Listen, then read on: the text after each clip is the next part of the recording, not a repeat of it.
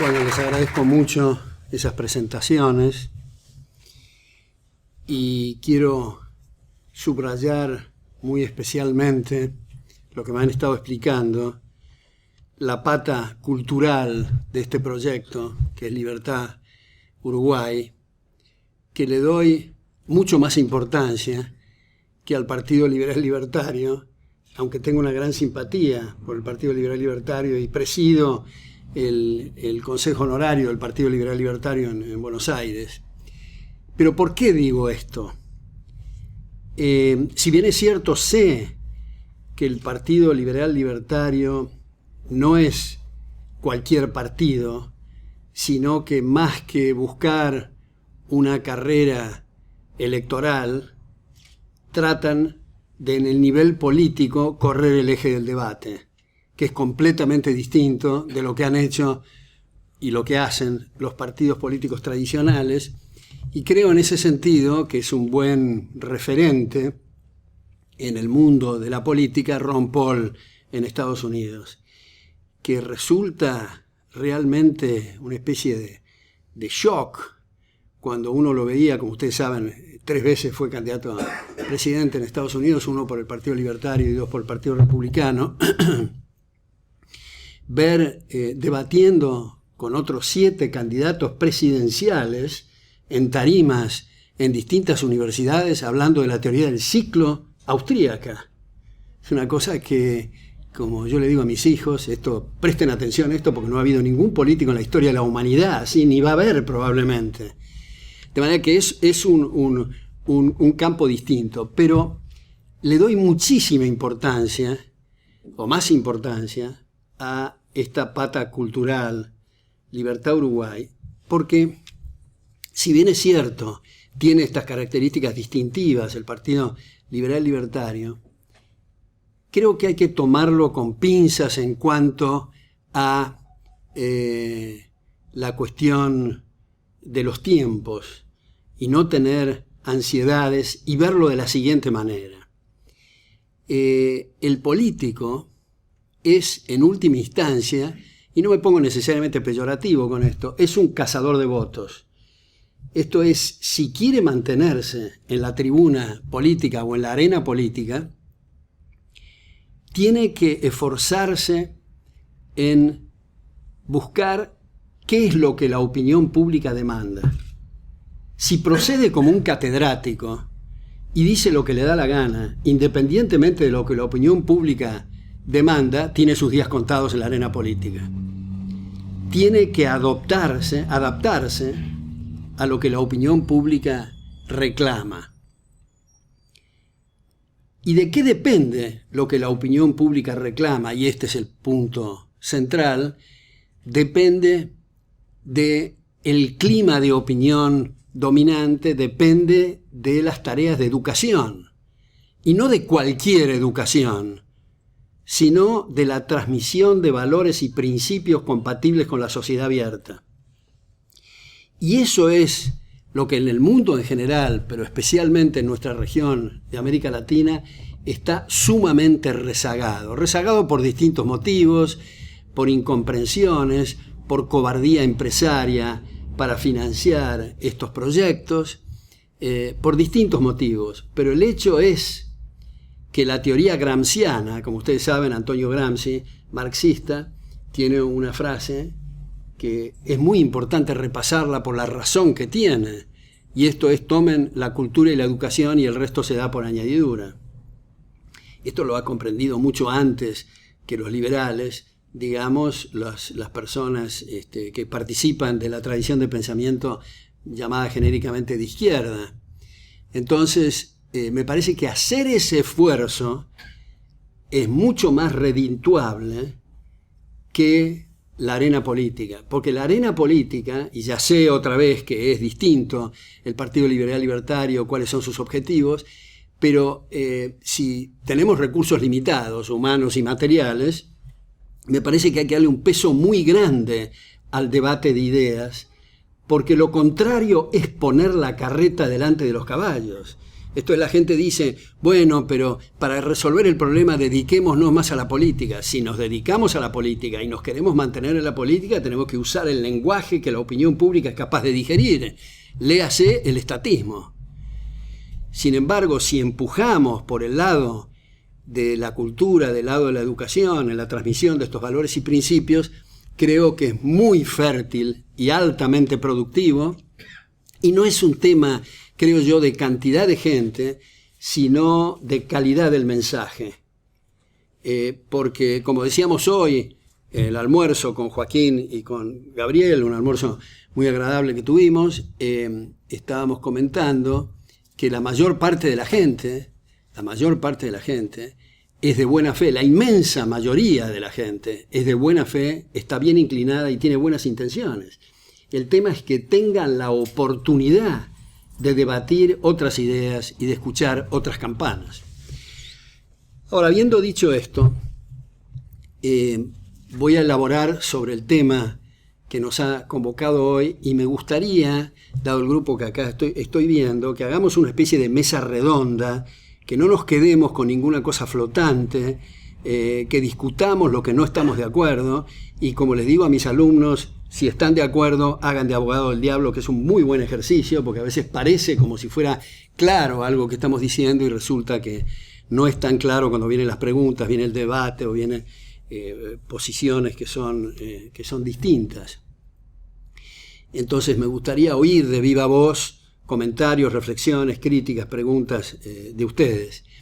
Y el tema que he elegido, que lo he repetido en muchos lugares, es el tema de la cuestión social, lo que se llama genéricamente la cuestión social, y esto lo he repetido y reiterado porque creo que es el punto neurálgico. Hay muchos puntos, y ustedes en las preguntas y las críticas lo van a hacer sobre los temas que yo he desarrollado o sobre los temas que les dé la gana y que no tienen que ver con lo que yo he desarrollado, pero de algún modo lo están conectando. Pero este tema es un tema muy central, y que en realidad va a una cosa bastante natural y obvia, y es que si los sistemas no sirven para mejorar la condición de nuestros semejantes, no sirve para nada. Digamos, ni cátedras de economía, ni ninguna cátedra de ningún tipo, ni análisis de ningún tipo, si no apuntan a mejorar la condición de la gente. Por eso creo que cada vez que se habla de errores en política económica o políticas económicas equivocadas, siempre tenemos que imaginarnos el dibujo de la persona más pobre, más miserable y más necesitada, que está sufriendo especialmente esas medidas. Toda la comunidad sufre medidas de política económica que implican tirar recursos al mar, es decir, derroches y consumo de capital, pero especialmente los más necesitados. Entonces esto yo los invito a imaginarnos, y todas las clasificaciones son convencionales, a veces caprichosas, pueden hacerse de distintos modos, pero que nos imaginemos lo siguiente. Cuando hablamos de bienes económicos, estamos hablando de aquellos bienes cuyas necesidades son mayores que lo existente, es decir, son escasos. Y en la clasificación de bienes económicos podemos imaginarnos que hay bienes económicos que son directos, o sea, los que nos masticamos, los que nos consumimos directamente, llamados bienes de consumo también, o los que nos masticamos indirectamente, que son factores de producción o indirectos. O sea, indirectamente no nos estamos masticando un tractor, pero sí nos lo masticamos a través del pan, la harina, el trigo que produce, digamos, el tractor. Y de estos factores de producción, y aquí viene el punto clave, se subdividen a su vez en originarios y derivados. Los originarios son los recursos naturales y el trabajo, acá pongo en bastardilla o en cursiva y en letras grandes de molde, digamos, el trabajo, que es lo que queremos hablar, y los recursos naturales, como digo, y los originarios, que es el capital. Ahora, concentremos, hagamos un focus en el tema del trabajo. Y viene un primer asunto. El trabajo es un factor de producción, y es el factor de producción por excelencia, porque no se concibe la producción de ningún bien ni la prestación de ningún servicio sin el concurso del trabajo. Entonces, ¿qué diablos es eso de la desocupación? pero no dijimos que es escaso, no dijimos que es el factor de producción por excelencia, que no se puede producir ningún bien ni prestar ningún servicio sin el concurso del trabajo. ¿Cómo puede ser que sobre? Lo que es escaso sobre. Por el principio de no contradicción, una cosa no puede ser y no ser al mismo tiempo lo que es. Entonces acá hay un problema que tenemos que resolver. Y el problema me parece que tiene que ser visto de la siguiente manera. Hay otra categorización que conviene hacer y es el desempleo voluntario y el involuntario. El voluntario, el individuo que no quiere trabajar, que se está rascando, que vive de rentas y no administra sus rentas, o está de vacaciones, no es el problema. El problema es el desempleo involuntario. El problema, la tragedia, el drama, es el desempleo involuntario. Es decir, aquel que ofrece sus servicios y no encuentra dónde hacerlo. Bueno, mi tesis, y que la expongo a ustedes y la someto a la consideración de ustedes y que quisiera debatirla, es que allí donde hay arreglos contractuales libres y voluntarios, nunca, bajo ningún concepto y bajo ninguna circunstancia, hay desempleo. Cuando los arreglos contractuales son libres y voluntarios. Yo habitualmente pongo el ejemplo de un grupo de náufragos que llega a una isla donde no hay nada en esa isla. O sea, nos podemos despejar de telarañas mentales, sobre todo la que dice y habla de las fuentes de trabajo. No hay fuentes de trabajo, no hay nada. Ahora llegamos nosotros, por ejemplo, a esa isla y decimos, bueno, como no hay fuentes de trabajo, podemos descansar. Seguramente una persona que hace esa reflexión va a ser tomada por demente por el resto de los colegas. No nos va a alcanzar las horas del día y de la noche para todo lo que tenemos que hacer para sobrevivir.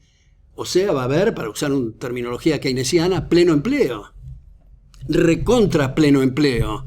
Y no hay nada. ¿Qué? Unos se están subiendo a las palmeras a buscar cocos, el otro está pescando a cascotazos, el otro está sembrando, qué sé yo, zanahorias, en fin. Y se están intercambiando y con esos intercambios unos se están empleando en términos de otros.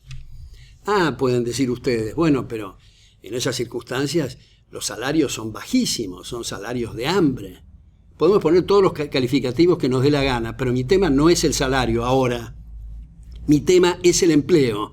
O sea, no hay desempleo donde hay arreglos libres y voluntarios.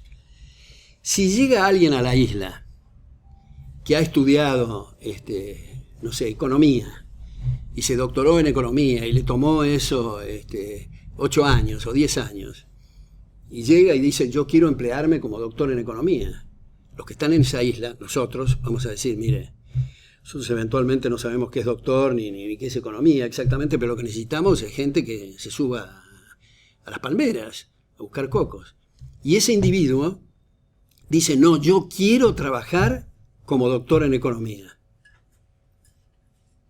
Tiene todo su derecho de decir, yo quiero trabajar en aladeltismo, yo quiero trabajar en ese lugar. Tiene todo su derecho, pero si se emperra o se encapricha con esa tesis va a estar desempleado, pero ese desempleo es voluntario.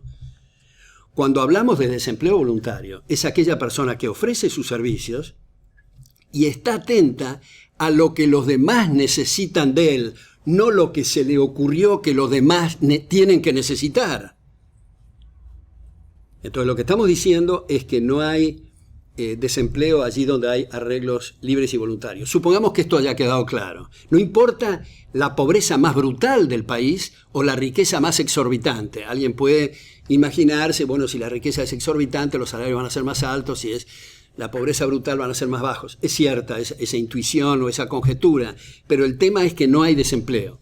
Desempleo, digo yo, como una nota a pie de página de gente normal, por lo que pueda significar la gente normal. Erich Fromm tiene un libro extraordinario, más bien no tanto el libro, el contenido, sino el título, que es La patología de la normalidad.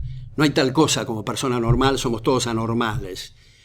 Pero normal en el sentido de que no es un individuo que lo toman para emplear en una fábrica y tiene la manía de incendiar la fábrica. Bueno, probablemente ese esté desempleado. Y después también es cierto, gente incapacitada para todo. Tiene enfermedades que no puede moverse, digamos. Entonces ahí viene otro tema distinto, hago una pequeña digresión, para hablar del tema de caridad. Lamentablemente se ha usado la expresión, bastante tonta por cierto, si me permiten la expresión, de Estado benefactor. El Estado, o sea, el aparato de la fuerza que llamamos gobierno, no puede hacer beneficencia. La beneficencia o la caridad implica dar recursos propios de modo voluntario y, si es posible, de manera anónima. Entonces, cuando uno le pregunta a la audiencia, bueno, pero ¿quién se va a ocupar de eso? Bueno, levante la mano el que no le importa un bledo de que haya gente en esa situación. Nadie levanta la mano, son todos buenos. Los idiotas son los que están afuera, o los egoístas siempre. Entonces, además de todos los problemas que crea el aparato estatal metido a ese tipo de tareas. Entonces, volvamos al eje del asunto. Para las personas corrientes, para las personas que decimos normales, entre comillas, nunca hay sobrantes del trabajo. Ahora, supongamos que eso haya quedado claro, pasamos a la etapa o al punto más importante, mucho más importante que el empleo, porque el empleo se resuelve simplemente liberando los procesos de contratación, sino otro tema más complicado, que es el tema de salarios. Porque el objetivo de la gente no es estar empleado. El tema es poder vivir y poder vivir bien y cada vez mejor. Entonces, el tema es de salarios. Y se dice, y ustedes habrán oído en reuniones sociales, en cátedras universitarias, en los medios de comunicación, se dice que en realidad los salarios dependen, aunque no sea un nexo causal directo, pero tiene mucho que ver la sensibilidad social que tenga el empresario para con sus empleados, la sensibilidad social que tenga el gobernante para hacer decretos más o menos jugosos para tener bien a la gente, la estructura sindical, la contundencia de las huelgas. Bueno, mi otro punto es que ninguna de estas cuatro cosas tiene absolutamente nada que ver con el nivel de salarios. No es que sí algo influye, no tiene nada que ver, ninguna relación. ¿De qué depende entonces los salarios e ingresos en términos reales? Depende exclusivamente de las tasas de capitalización. ¿Y qué quiere decir tasas de capitalización? Quiere decir equipos, quiere decir maquinarias, herramientas, instalaciones, conocimiento relevante que hace de apoyo logístico al trabajo para aumentar su rendimiento. No es lo mismo arar con un tractor que arar con las uñas, no es lo mismo pescar a cascotazos que pescar con una red de pescar. La red de pescar y el tractor son equipos de capital que hacen de apoyo logístico al trabajo para aumentar su rendimiento. Entonces, esa es la diferencia, la única diferencia entre Uganda y Canadá. No es un tema de recursos naturales, como ustedes saben, África es el lugar, el continente que más recursos naturales tiene en el orbe. No es un tema de religiones, no es un tema de climas, y mucho menos es un tema de esa palabra repugnante que es raza, que es inexistente. Digamos, como ustedes saben, todos compartimos 4 grupos sanguíneos, y las expresiones o manifestaciones exteriores de la persona dependen de la geografía y las latitudes en que haya estado. Y si por muchas generaciones cambia la latitud, cambia el color de su piel, el tipo de ojos y una serie de otras cosas. Por eso es que los sicarios nazis tenían que rapar y tatuar a sus víctimas para distinguirlas de sus victimarios. Después de muchas clasificaciones absurdas de Goebbels y de Hitler, en fin, llegan a la conclusión que en realidad la diferencia entre el llamado ario y el semita es un tema mental, tomando lo que había dicho Marx en la teoría del polilogismo, es decir, que el burgués tiene una estructura lógica distinta del proletario, aunque nunca ningún marxista haya explicado jamás cuál es la diferencia entre la lógica aristotélica y el hijo de un burgués y una proletaria, o de un proletario que se ganó la lotería. ¿Qué le pasa en la estructura mental con su silogismo? Jamás lo explicó. De manera que esto es para zafar en una forma bastante grotesca en este punto. Entonces, decíamos que cuando estamos hablando de las tasas de capitalización, tenemos que inexorablemente hablar de marcos institucionales civilizados que nos respetemos recíprocamente. Esa es la receta, en el fondo, central. Es decir, no meternos con la vida de otros. Cada uno tiene su vida, asume sus responsabilidades y tenemos que respetarnos. Digo, el liberalismo es el respeto irrestricto a los proyectos de vida de otros. Irrestricto. Especialmente el test final es que cuando no nos gusta ese proyecto, cuando nos gusta es muy fácil estar de acuerdo. Entonces, la única justificación para la fuerza es la fuerza defensiva cuando hay lesiones de derechos. Entonces, marcos institucionales civilizados es lo que permite maximizar las tasas de capitalización que vienen a su vez del ahorro interno y del ahorro externo. Entonces, cuando un albañil nicaragüense se muda a Los Ángeles, California, gana 200 veces más. ¿Qué podemos decir esto? ¿Que el empresario americano es más generoso y bondadoso que el nicaragüense? No.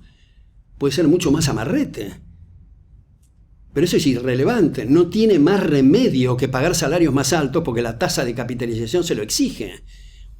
Y más aún, también como muchas veces hemos dicho, en países de altas tasas de capitalización no hay tal cosa como servicio doméstico. ¿Qué pasa en Estados Unidos o en Canadá?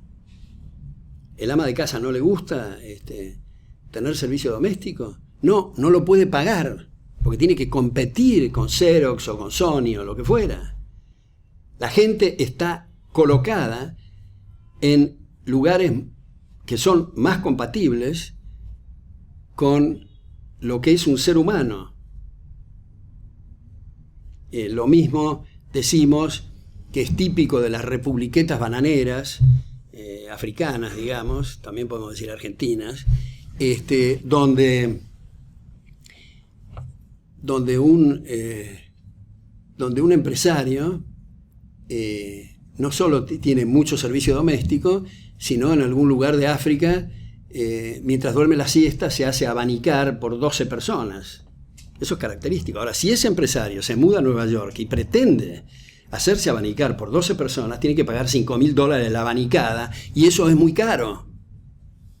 Entonces, no es un tema de generosidad ni de buena voluntad, es un tema de tasas de capitalización. Ahora, viene el tema de las llamadas conquistas sociales. Se ha dicho que son conquistas sociales cuando los gobernantes promulgan legislación que apuntan a mejorar la condición social de los demás. Por ejemplo, el salario mínimo, o el salario familiar, o el salario por color de ojos, o por cuánto pesa, o cuánto mide, o cuánto calza. Digamos, no importa cuál es el rubro, si la sumatoria es superior al salario que marca la tasa de capitalización, esa persona no encuentra trabajo. Y generalmente, con este tema de las conquistas sociales, los primeros desempleados son los que más necesitan trabajar. O sea, esto es un enorme perjuicio a la gente más necesitada. Por supuesto que el gerente financiero, el gerente general, el gerente administrativo, no se entera del tema, a menos que la conquista social lo supere el honorario o el salario de ellos. Entonces sí se van a enterar porque ellos van a estar desempleados. Supongamos que en un rapto de sensibilidad social extrema, el actual gobernante de Uruguay decide un salario mínimo vital y móvil para todos los uruguayos de $60.000 mensuales. Y supongamos que el poder de policía funcione bien, o sea, nadie puede trabajar abajo de $60.000. ¿Qué hizo ese decreto? Hizo que toda la sociedad uruguaya perezca por inanición. Nadie encuentra empleo a ese salario. Bueno, el salario mínimo, las conquistas sociales, no son generalmente de $60.000 mensuales, pero en muy poco que supere a esa tasa de capitalización, está liquidando a personas y familias que necesitan trabajar. De ahí aparece el llamado mercado negro o la economía informal. No es que la gente le divierta estar en el mercado negro o en la economía informal, es que si no está ahí se muere.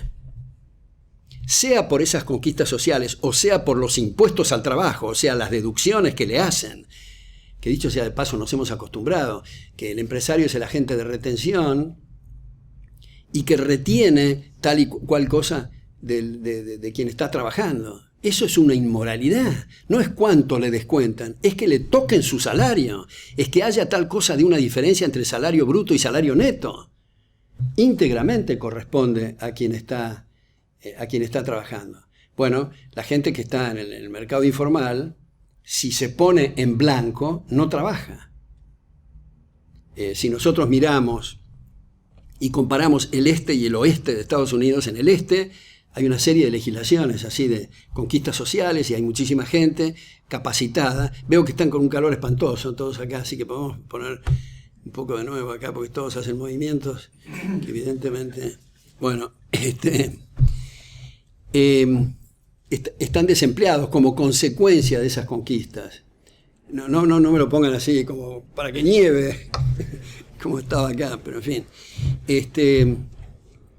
Sin embargo, en el oeste, la mayor parte de los trabajadores son refugiados, son inmigrantes, y que no hay tal cosa como desempleo.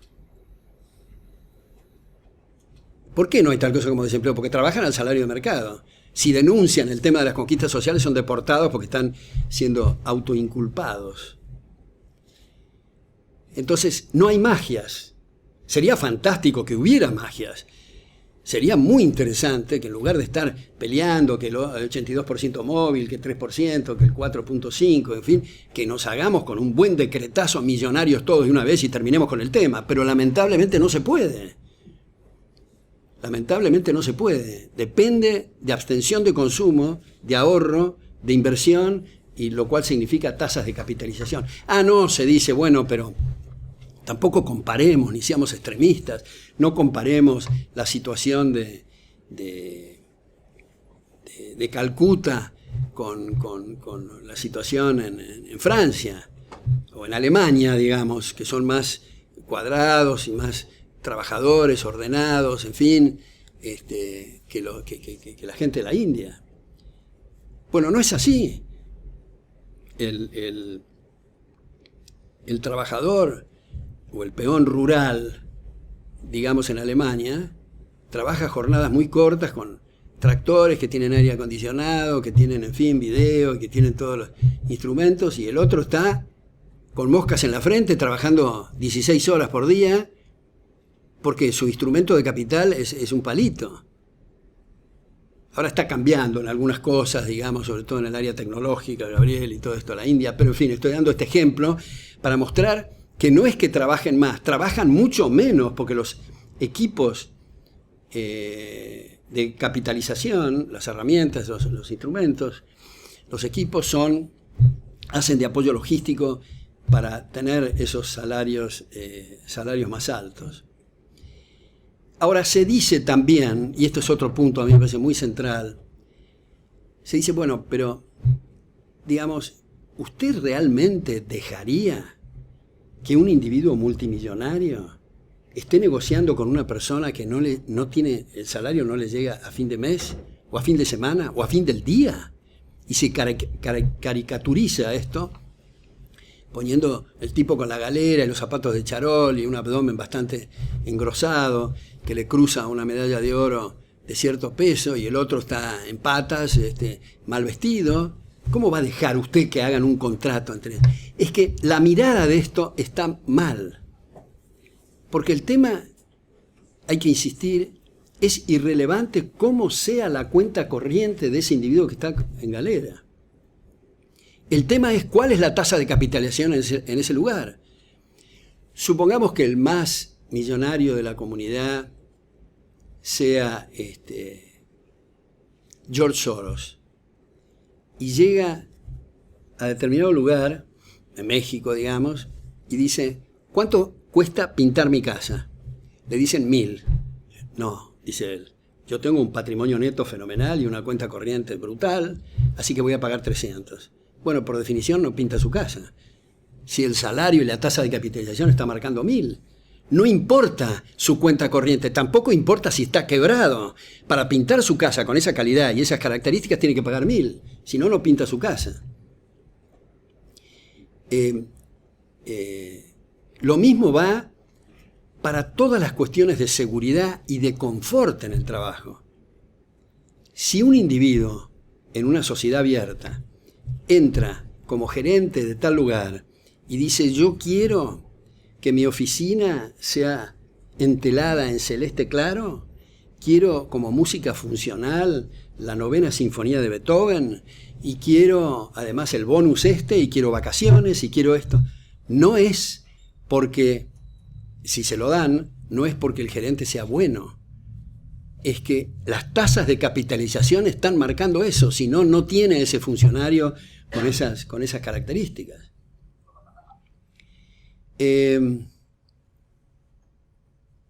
También se dice que cuando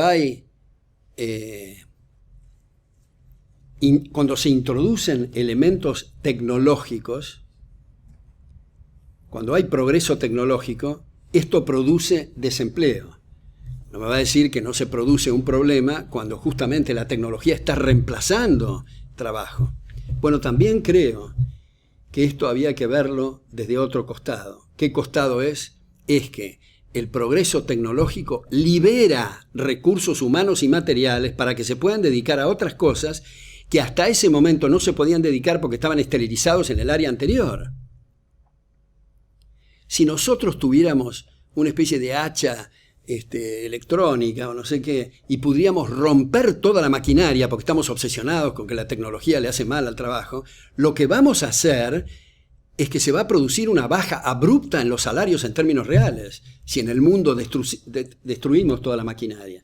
Bueno, pero ¿qué fue del hombre de la barra de hielo cuando apareció la heladera? ¿Qué fue del fogonero cuando apareció la máquina diésel y así sucesivamente? Ahí hay una transición, el individuo se ha ejercitado para determinada cosa, démosle tiempo para que se ejercite en otra cosa. Es que aquí hay este problema, y es el siguiente. Parecería que en esos casos son casos especiales que hay que analizar una transición para hacerla lo más suave posible. Pero es que la vida es una transición. Todo el tiempo y en todas las áreas, y cuanto más abierta sea la sociedad, mayores son la cantidad de transiciones, todo lo que ustedes están trabajando. Y todo lo que hicieron hoy en sus respectivas oficinas es tratar de mejorar, tratar de contribuir con ideas. Y cada idea que contribuyen están produciendo un cambio y una transición. Entonces, la rapidez de las transiciones van a estar en relación a cómo esté abierta la economía en cuanto al estímulo empresario para financiar capacitaciones, no porque es un acto de benevolencia, sino en interés personal, para poder contar con gente para las nuevas tareas que se requieren. Y por último, en este tema, sin perjuicio podemos hablar de participación de las ganancias, cogestión. Por último, quisiera mencionar 3 temas muy rápidos, que son los inmigrantes, los movimientos migratorios, los sindicatos y las huelgas, para hablar después de desigualdad, y con eso termino.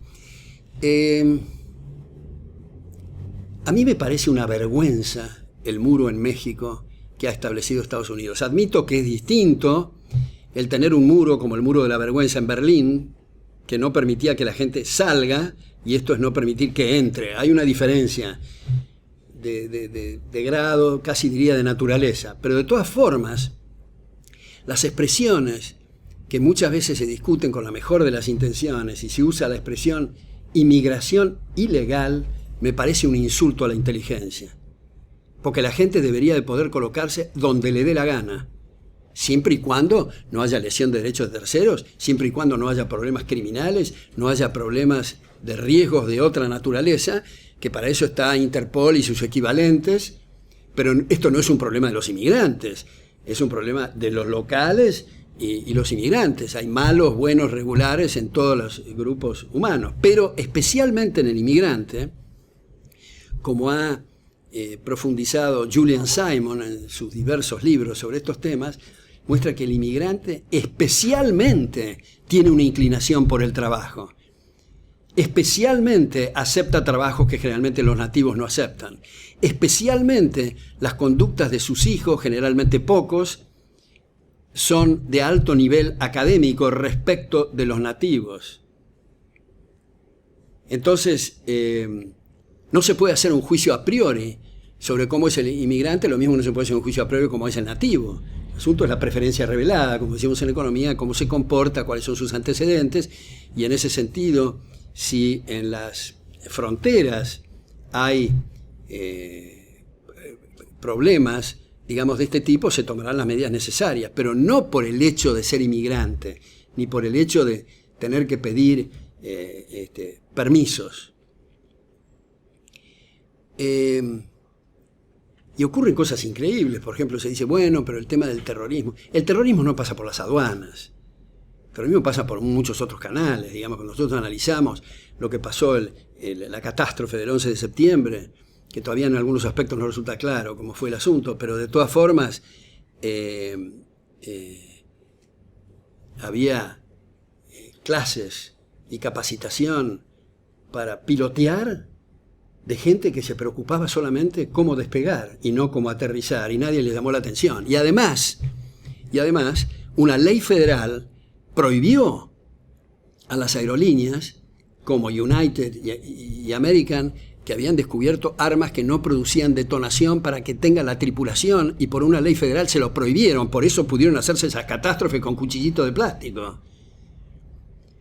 Porque el tema de la seguridad también de los aeropuertos, cuanto más descentralizado esté, mejor. No es lo mismo tener una ley federal que venga desde el vértice y obliga a todos a hacer determinadas cosas, desnudar a la gente o hacerle masajes prostáticos o lo que fuera. No es lo mismo que lo tenga, digamos, cada una de las empresas, que va a ser un trade-off y una relación costo-beneficio entre atender bien a su consumidor y la seguridad que están interesados, que sus aviones no exploten en el aire. Entonces, es completamente distinto descentralizar eso que tenerlo centralizado. Bueno, el tema, por último, este tema de los sindicatos, cuando se delibera desde la perspectiva liberal de los sindicatos, cuántos sindicatos tiene que haber, para qué tiene que servir, en fin, la respuesta es para lo que les dé la gana a los sindicados. ¿Cuántos tiene que haber? Lo que consideren los sindicados. ¿Tiene que haber uno? Uno. ¿Tiene que haber 40.000? 40.000. ¿Ninguno? Ninguno. Ahora, eso sí, son asociaciones libres y voluntarias con fines lícitos. Puede ser saltar a la garrocha, pueden aceptar, porque se dice, ¿cómo puede ser que se meta la política en un sindicato? ¿No aceptan del otro partido? Sí, puede decir, en este sindicato entran solo los de este partido. Yo no creo que tenga éxito un sindicato que diga, acá los afiliados son todos de ojos azules. Puede ser, no creo que tengan éxito, pero lo que les dé la gana, arreglos contractuales libres y voluntarios.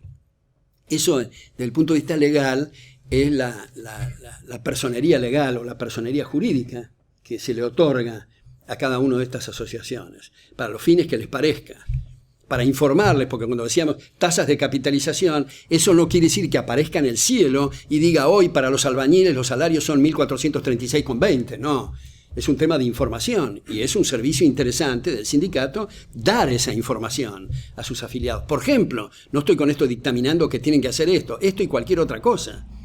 Obras sociales, no obras sociales compulsivas, no con trampas, no con aportes obligatorios, sino voluntariamente.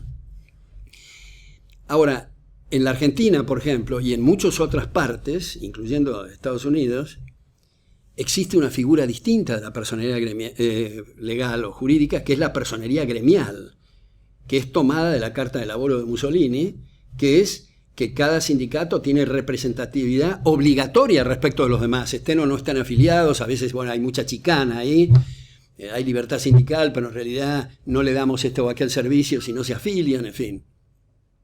Entonces, ese tipo de sindicatos producen, desde luego, como cualquier otra asociación que no sea libre y voluntaria, sino compulsiva, problemas para los afiliados y para los no afiliados.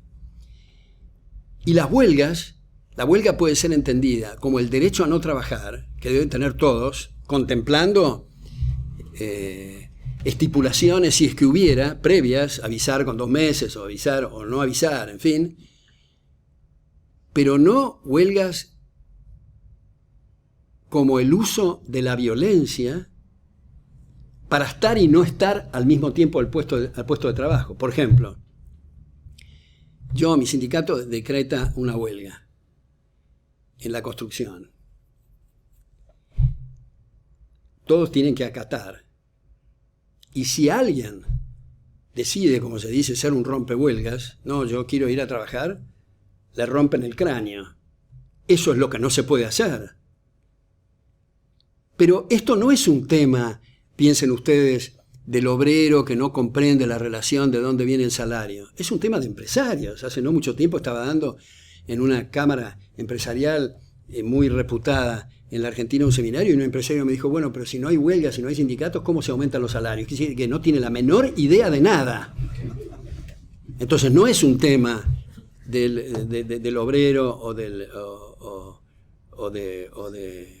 quienes trabajan en áreas manuales, sino de incomprensión de este tema, lo cual no quiere decir que no exista el derecho a no trabajar y no existan los sindicatos, porque los salarios se determinan por las tasas de capitalización.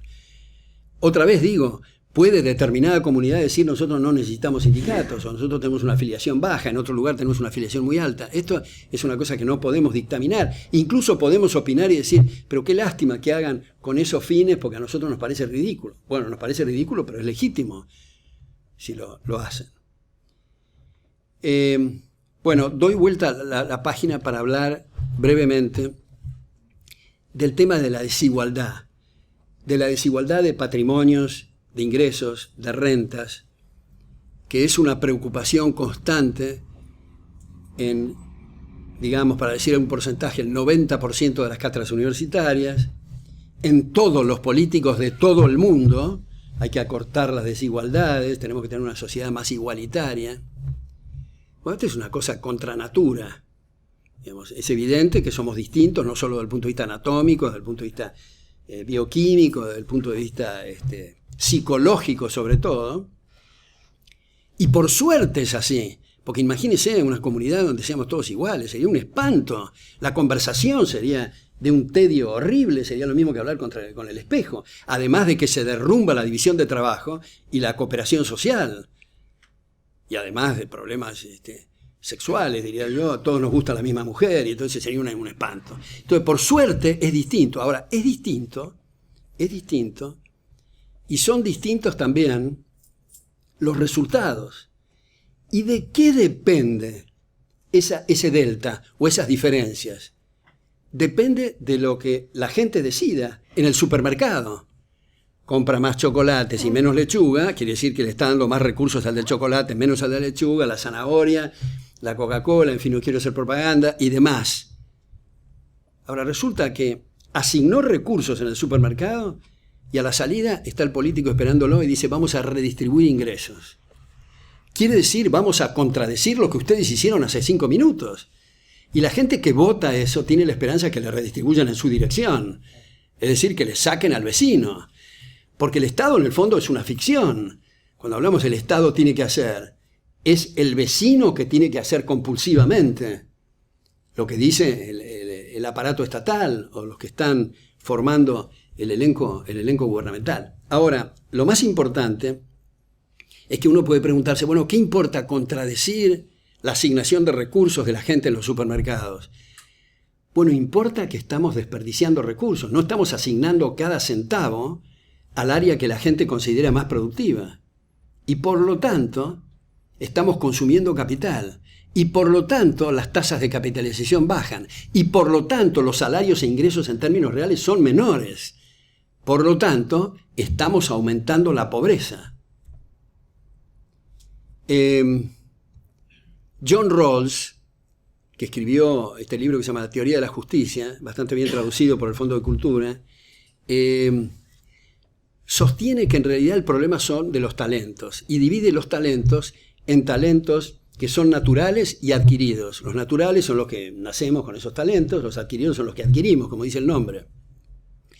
Por lo tanto, hay que redistribuir, en realidad, los talentos naturales. Los adquiridos tenemos el mérito de haberlos adquirido, pero no los naturales. Por lo tanto, vamos a redistribuir los naturales. Ahora, mirando esto más de cerca, vemos, primero, que es absolutamente imposible hacer un tajo y separar los naturales de los adquiridos, porque los adquiridos son consecuencia de los naturales, porque naturalmente tenemos esa personalidad, por eso pudimos adquirir lo que adquirimos, primero. Segundo, nadie puede saber ex ante cuál es el stock de talentos que tiene hasta que se presente la oportunidad. Nosotros, los que estamos en este cuarto, no sabemos los talentos que vamos a tener. Depende de las oportunidades y una serie de cosas que nos ocurran. Entonces, esa oportunidad de desarrollar el talento va a disminuir en la medida en que intervengan los gobiernos para hacer estas redistribuciones. O sea, gente que tiene el mérito según la gente. Y podemos hacer críticas en esto incluso. Yo puedo hacer críticas, a lo mejor ustedes también. No sé qué opinan de Michael Jackson. Por ejemplo, a mí la música de Michael Jackson no me gusta. No me gustan sus movimientos. No sé si es hombre o mujer, si era, no sé si blanco o negro, qué sé yo. Pero la gente lo está votando y por lo tanto merece todo el respeto y la consideración, por más que otros no nos gusten. Y pueden no gustarnos otros programas de televisión. Pero esto depende de las estructuras axiológicas de la gente y no de imponer determinadas... Dicho sea de paso, acá abro un paréntesis para decir que a lo mejor ustedes me pueden decir, porque no comprendo yo. No comprendo, hablando de Michael Jackson, por qué es que hay esa diferencia entre empresarios de la música y del deporte, que por ejemplo, no sé, Pink Floyd fue a Buenos Aires y estuvo en la mansión, que es un anexo al Four Seasons, digamos, donde exigieron sábanas egipcias, champán francés, agua mineral italiana, etcétera, etcétera, y todos los fans lo aplauden, y yo también, digamos, no sé mucho de Pink Floyd, creo que no oí nunca, pero digamos, está bien que eso suceda. Pero cuando viene el rey de la hamburguesa, resulta que es un estafador y un ladrón. ¿Cuál es la diferencia? Si es un empresario de la música, un empresario del deporte y el otro de las hamburguesas.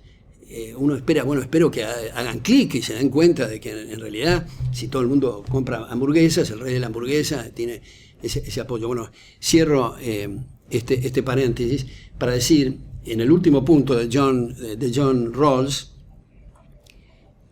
es que él sostiene, a través de esta redistribución, que hay que compensar a la gente que no tiene los talentos naturales que tienen otros. Pero acá viene este problema. Debido a las características de talentos naturales y adquiridos de cada uno, tienen también talentos para el uso de la compensación. Por lo tanto, hay que compensar la compensación de la compensación y así ad infinitum. Y luego en este tema de las desigualdades, y cierro con esto, aparece Thomas Piketty. Mi columna que escribo todas las semanas, la que salió hoy, se llama Otro libro de Piketty, porque acaba de aparecer otro, no el mamotreto que comenté una vez de 700 páginas con 48 gráficos y todas estas cosas, sino un libro de 190 páginas con un lenguaje mucho más casi panfletario, diría yo, así que facilita el debate, pero el eje central de él es imponer el impuesto progresivo, que no es muy original de él tampoco, ¿no? El impuesto progresivo para achicar las desigualdades. Ahora, ¿qué implica un impuesto progresivo? Y como digo, cierro con esto, ¿no? Un impuesto proporcional es aquel cuyo objeto es en proporción al impuesto que se pague, sea a la venta, a las ganancias o lo que fuera, todo el mundo el 10%, ese es proporcional. Progresivo quiere decir que el objeto, la alícuota crece cuando crece el objeto imponible. El que gana 8 tiene el 3%, el otro el 22%, el 42%, el 96%, en fin, progresa. Hay tres efectos centrales del impuesto progresivo. Uno, es un privilegio fenomenal para los más ricos. ¿Por qué?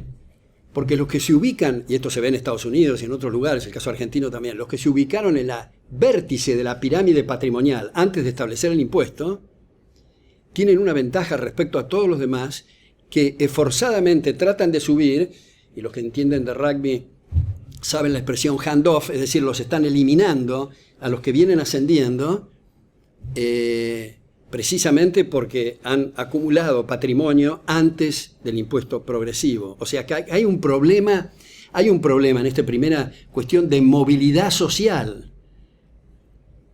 Es muy importante desde la perspectiva liberal que el que nace rico y es pésimo para la administración de su patrimonio baje con la rapidez necesaria, y el que está en la base y es un innovador y descubre y contribuye, suba con la velocidad necesaria. El impuesto progresivo está cortando esas subas y bajas. Donde hay altos impuestos progresivos y vemos que hay gente que mejora, es porque están evadiendo o porque se ganaron la lotería, pero dentro del sistema es imposible, donde es fuertemente progresivo. No llegan nunca al vértice si la escala es del 2 al 90%, digamos. Segundo efecto, altera las posiciones patrimoniales relativas. Esto puede sonar algo complicado, pero es muy sencillo. Digamos, todos los que estamos en este cuarto tenemos posiciones patrimoniales relativas de 2 a 6, de 3 a 1, de 4 a 8, en fin, según los patrimonios que tengamos. Cuando se establece un impuesto proporcional, después de pasar el rastrillo fiscal, todas nuestras posiciones patrimoniales relativas quedaron intactas. Cuando se establece un impuesto progresivo, todas las posiciones patrimoniales se alteraron respecto de lo que era antes de haber establecido el impuesto. ¿Y qué importa alterarlas? Otra vez, es que la gente asignó de acuerdo a sus gustos, preferencias y necesidades, y ahora, vía el impuesto progresivo, se alteraron esas indicaciones. Y como los recursos no crecen en los árboles, y no hay de todo para todos todo el tiempo, sino muy por el contrario, hay escasez, es muy importante aprovechar cada centavo, y derrochar recursos implica otra vez bajar salarios en términos reales. Y por último, el impuesto progresivo es en realidad regresivo. Porque imaginemos dos puntas. Uno, el más millonario de la comunidad, que está pagando impuestos progresivos del 90%, y el otro, nunca había una planilla fiscal. Este individuo que le cobraron el 90%, puede tener eventualmente un disgusto el día ese que le cayó la cuestión impositiva, pero en la práctica lo que va a hacer es disminuir su inversión. Y al disminuir su inversión, este que está acá, que podía haber aumentado su salario de 10 a 20, no lo vio aumentado porque en la otra punta no aumentó la inversión. Por eso es regresivo. En realidad, si vemos por la utilidad marginal que un peso para un pobre no es lo mismo que un peso para un rico, en realidad recae mucho más fuertemente sobre el pobre que nunca vio una planilla fiscal y que es contribuyente de facto, aunque de jure sea en la otra punta, está recayendo especialmente. Ahora, cuando estamos hablando de este contexto preciso, cuando estamos hablando de este contexto de las empresas y de la asignación de recursos, estamos hablando de una sociedad abierta. No estamos hablando, lamentablemente, de lo que nos rodea en gran medida, que son varones feudales, pseudoempresarios, ladrones de guante blanco y no tan blanco, que como no queda bien para su estatus social entrar al vecino y robarle los muebles, lo roban a través del gobierno, con exenciones fiscales, con mercados cautivos, con protecciones arancelarias, etc. Muchas gracias.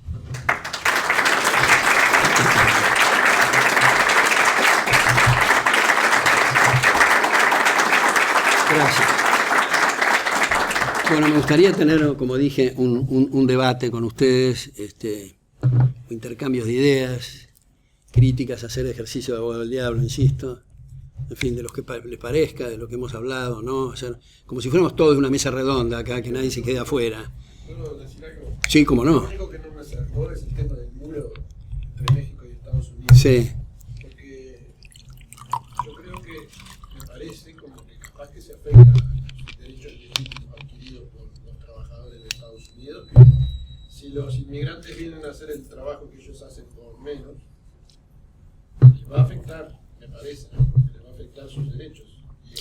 Y ellos en defensa de eso levantan el muro. Bueno, yo diría que hay varias cosas en esa interesante reflexión. Primero tenemos que precisar qué queremos decir por derecho. No, claro. Yo me refiero a las tasas de capitalización que permiten... Sí, no, yo entiendo lo que usted dice, Y se altera la ecuación entre el mercado que está libre y un montón de inmigrantes que caen a desvirtuar ese mercado. Sí. Lo mismo que pasa en el caso del salario mínimo, que se inventa un salario mínimo que altera la relación natural de las cosas. Sí. En este caso se trae un montón de inmigrantes que altera la relación natural de ese mercado. Bueno, yo me parece que entiendo el espíritu de esto, por eso decía, primero es interesante precisar qué queremos decir cuando hablamos de un derecho. A todo derecho corresponde una obligación. Si yo gano 100 en el mercado, todos ustedes y los que no están acá tienen la obligación universal de respetarme los 100. Pero si yo gano 100 y demando 200 y el gobierno me otorga semejante derecho, quiere decir que un vecino me tiene que pagar la diferencia, por lo tanto está afectando el derecho de él, por lo tanto es un pseudo derecho. Y vivimos en la era de los pseudo derechos. Derecho a hidratos de carbono, a vitaminas, a una motocicleta con 5 caños de escape, a una vivienda digna. Son como reclamos sobre el bolsillo del vecino. Es como si quisiéramos construir una sociedad que es un círculo enorme donde cada uno tiene metidas las manos en los bolsillos del vecino. Yo pongo habitualmente este ejemplo, que me lo transmitió Gabriela Calderón, que es de Cato Institute, que trabaja en la página en castellano de Cato, que ella es ecuatoriana, donde las huestes de Rafael Correa en la Asamblea Constituyente propusieron seriamente, el proyecto no prosperó afortunadamente, incluir en la Constitución el derecho a la mujer al orgasmo, ¿no? Todavía había algunos que se quejaban y decían ¿por qué no a los hombres? Pero esto no es solo del caso ecuatoriano. En la Constitución brasilera, no la actual, no la anterior, sino la anterior, se establecía cuál debe ser la tasa de interés en términos reales. Vivimos en la era de los pseudo derechos y nosotros vemos las constituciones ahora son muy parecidas a la cosa orwelliana de 1984. Y en realidad esto nació, la idea de la Constitución, en 1215, con la Carta Magna, donde se pone límites al poder. Acá no son, entonces se dice, el caso argentino, en casi todos los discursos en cadena, hemos establecido nuevos derechos. Es decir, hemos establecido nuevos asaltos al vecino. Entonces la gente aplaude y dice, el Estado ahora les va a dar tal cosa. Es el otro fulano que tiene que pagar el Estado. No hay ningún gobernante que haya puesto de su patrimonio nunca para estas cosas. Es siempre el vecino. Ahora, viene la cuestión que usted señala, que está íntimamente vinculada, no sé si usted estará de acuerdo, al tema arancelario. Es el mismo argumento que hace el empresario que está vendiendo de peor calidad y más alto precio y quiere mantener su mercado cautivo y explotar miserablemente al consumidor con aranceles, en lugar de permitirles que compren más barato de mejor calidad y con lo que sobra tener otra cosa. Y la otra cosa, más la cosa anterior, es un nivel de vida más alto que el primer punto. Esto también pasa con los inmigrantes en una forma más atenuada, diría yo, porque como señala Julian Simon, y yo lo comenté acá, en la mayor parte de los casos, no en todos, hacen trabajos insalubres que ningún nativo acepta hacer.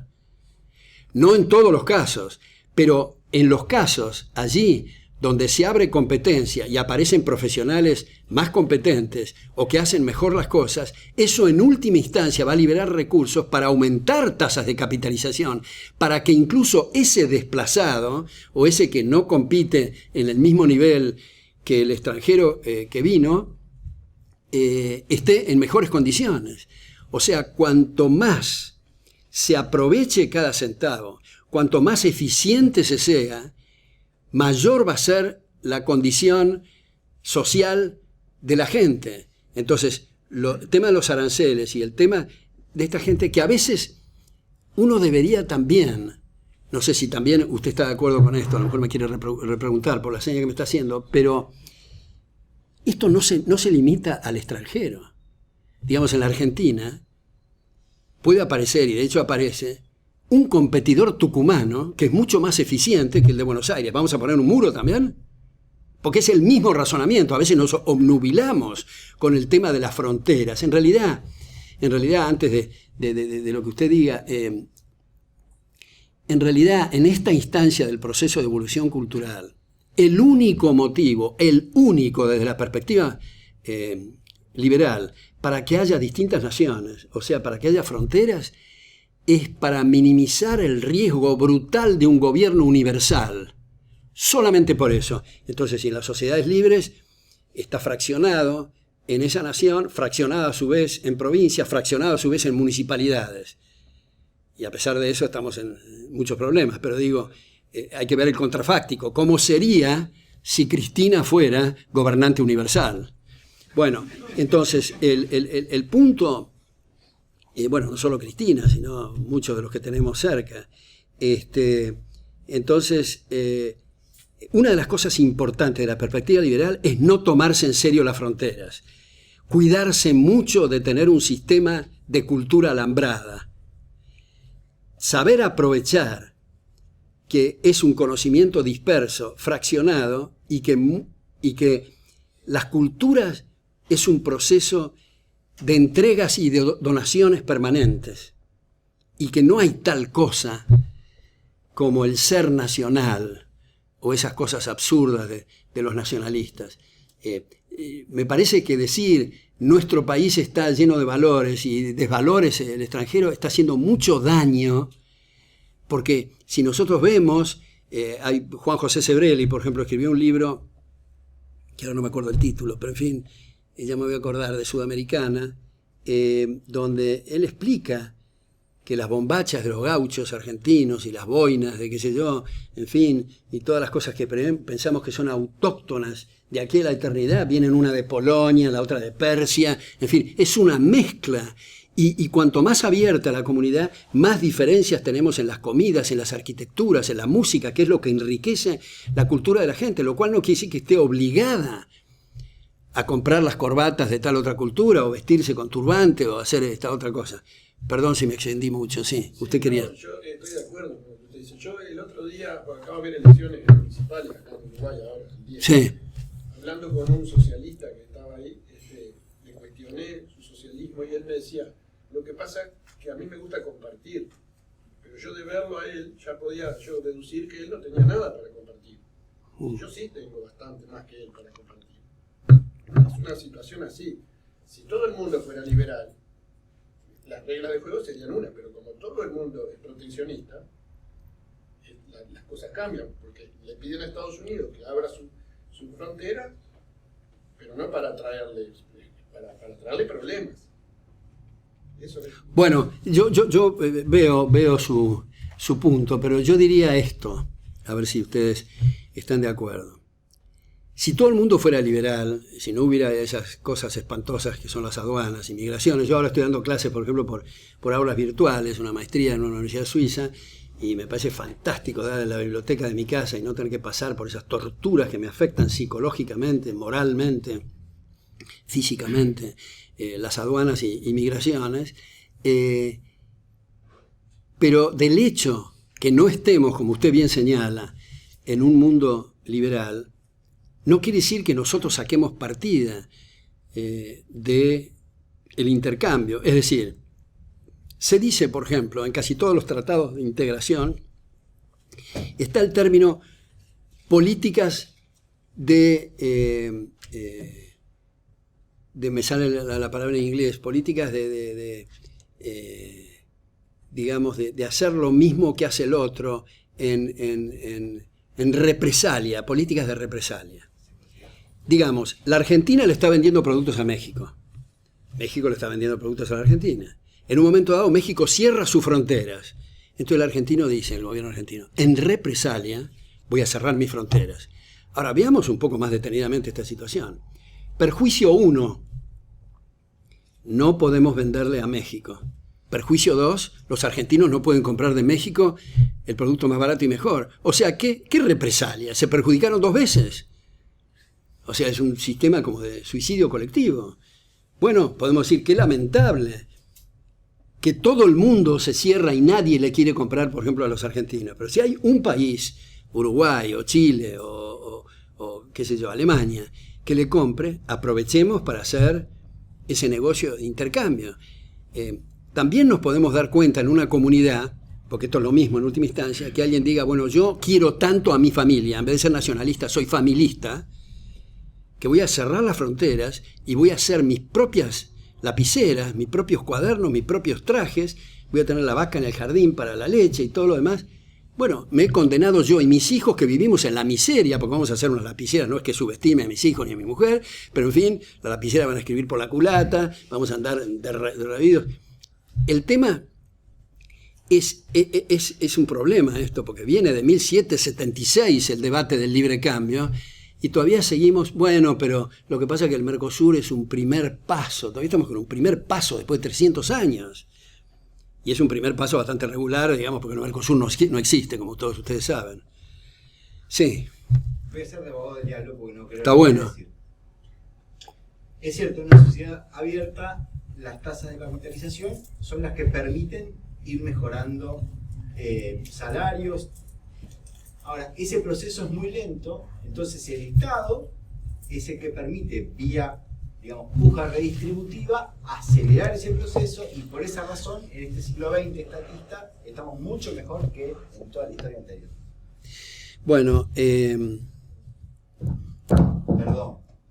Es efectivamente procesos lentos, pero van a ser más rápidos cuanto más rápidamente se promulguen medidas que permitan ese respeto recíproco y que saquen todas las trabas burocráticas espantosas para cualquiera que trabaja y cualquiera que quiere tomar gente. Tiene legislación llamada social, y ahora en algunos lugares resulta que además de la responsabilidad civil tiene responsabilidad penal, y está hecho a propósito para que nadie tome a nadie.